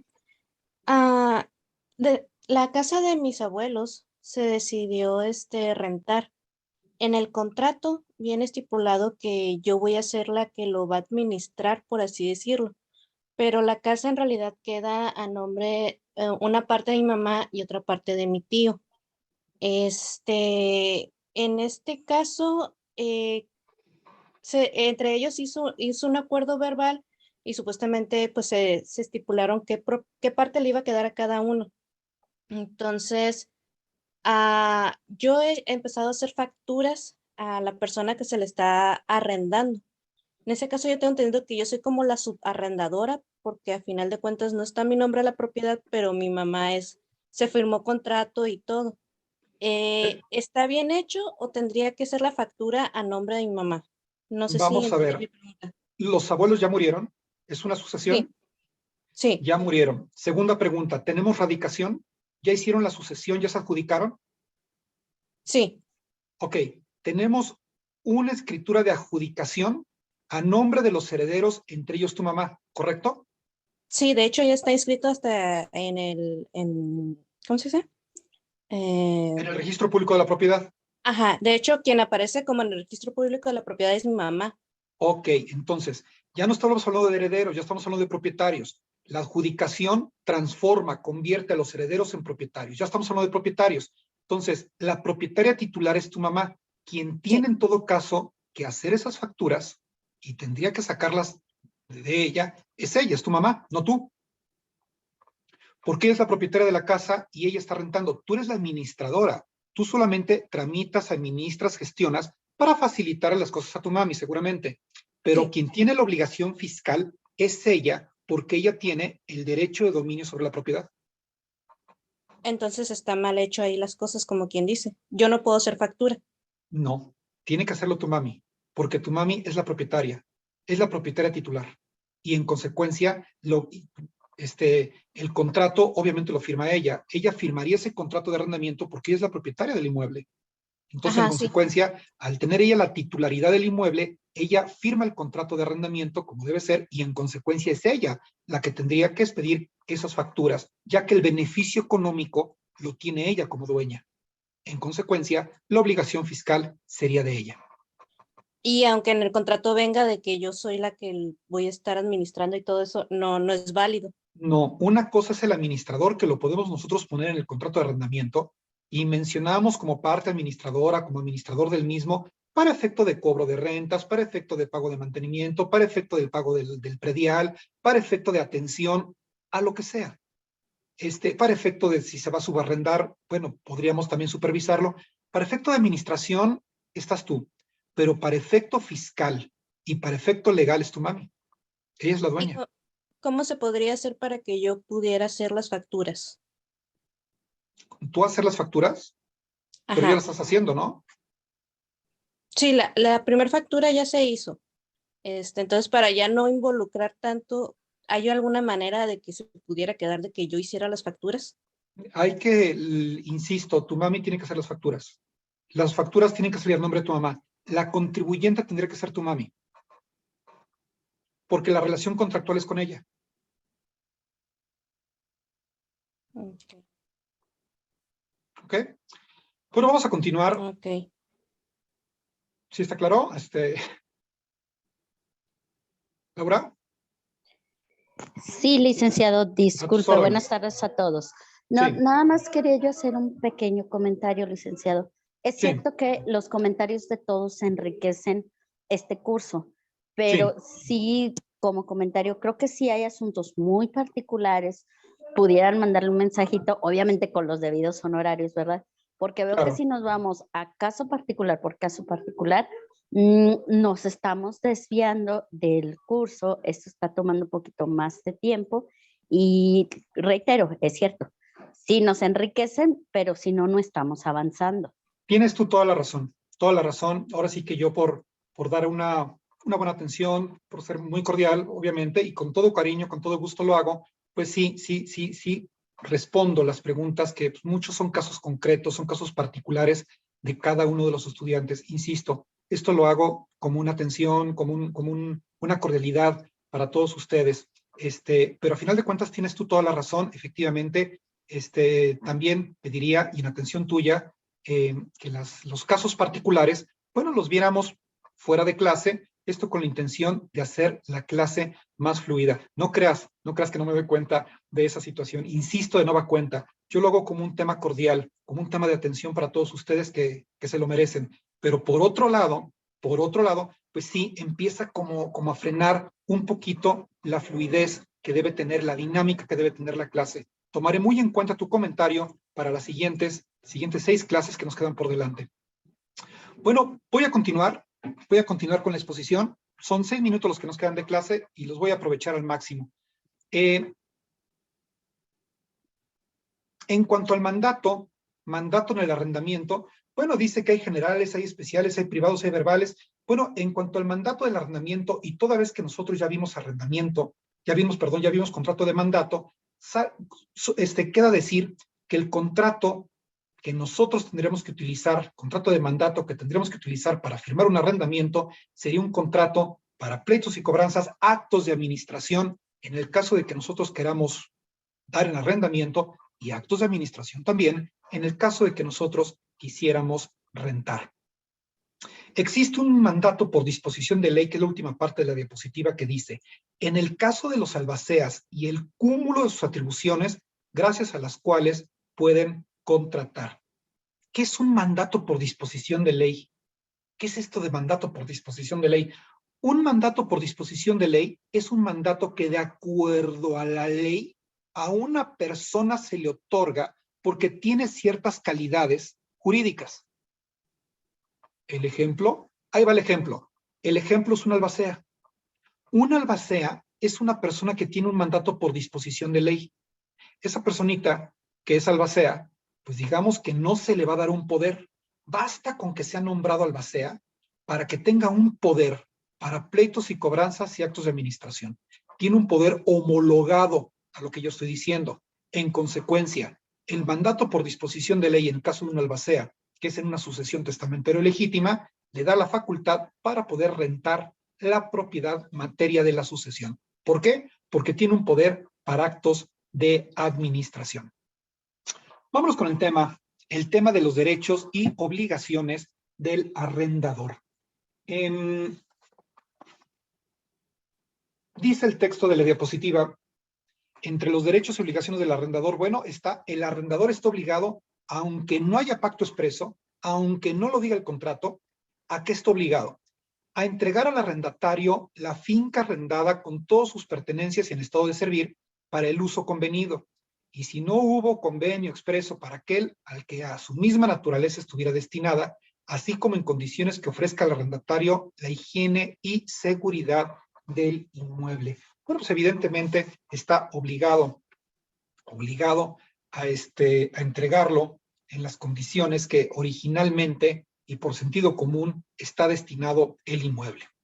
2, a conservar la cosa arrendada en buen estado, salvo el deterioro normal del uso que sufre el inmueble durante el arrendamiento, haciendo para ello todas las reparaciones necesarias, así como las obras de mantenimiento para la conservación, funcionalidad y seguridad del inmueble. Pues evidentemente, dentro de las obligaciones del arrendador está el hacer todas estas reparaciones que se tienen que hacer de manera necesaria, velando por la higiene y por la seguridad del arrendatario. Que si ya se descompuso el boiler, que si ya se descompusieron pues algunas instalaciones del inmueble, bueno, pues esta es obligación evidentemente del arrendador.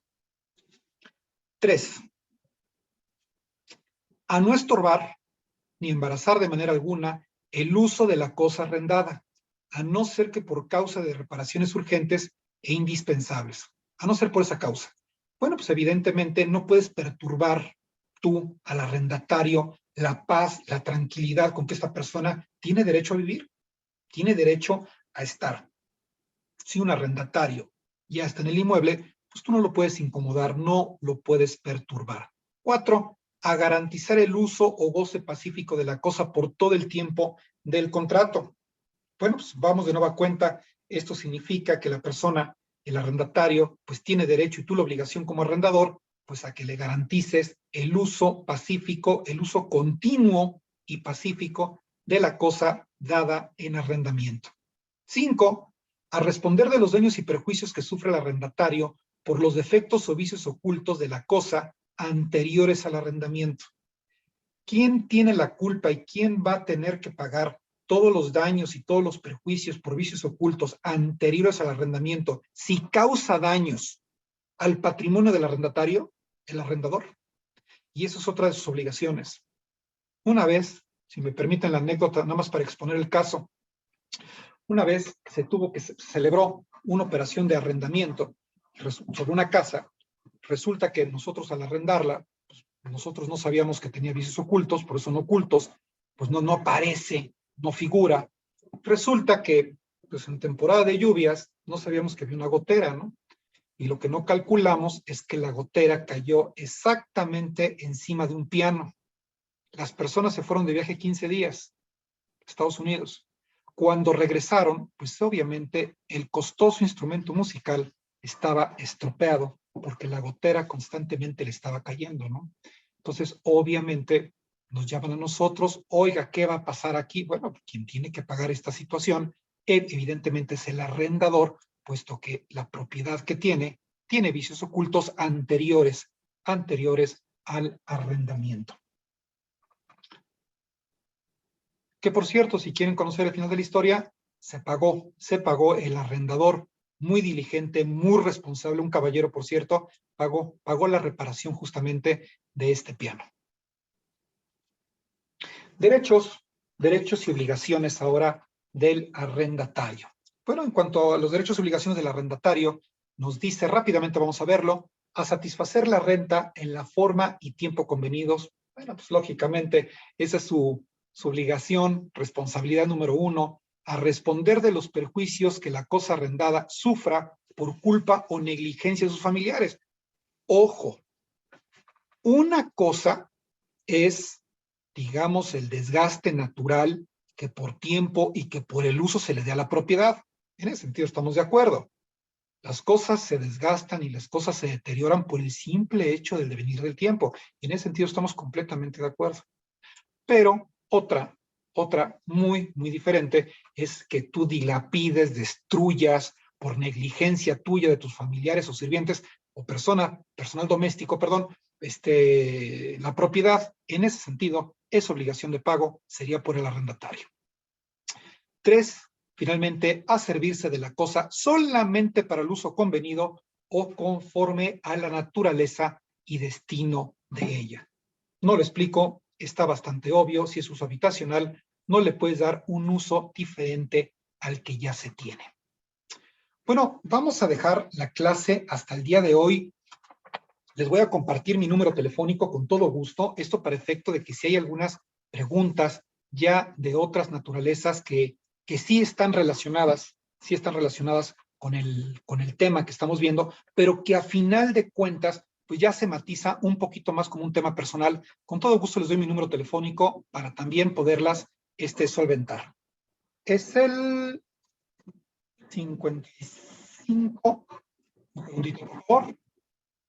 Aquí tengo un mensaje directo. Todos en la reunión, aquí está. 5540 28 61 28. Tenemos 55 40 28 61 28. Ténganme por favor paciencia. A veces no contesto de manera inmediata porque constantemente me ocupo con muchas cosas, pero a final de cuentas siempre será un placer para mí atenderlos y responder sus preguntas y las inquietudes de todos ustedes. Bueno, vamos a dar por terminada la clase del día de hoy. Que tengan ustedes un excelente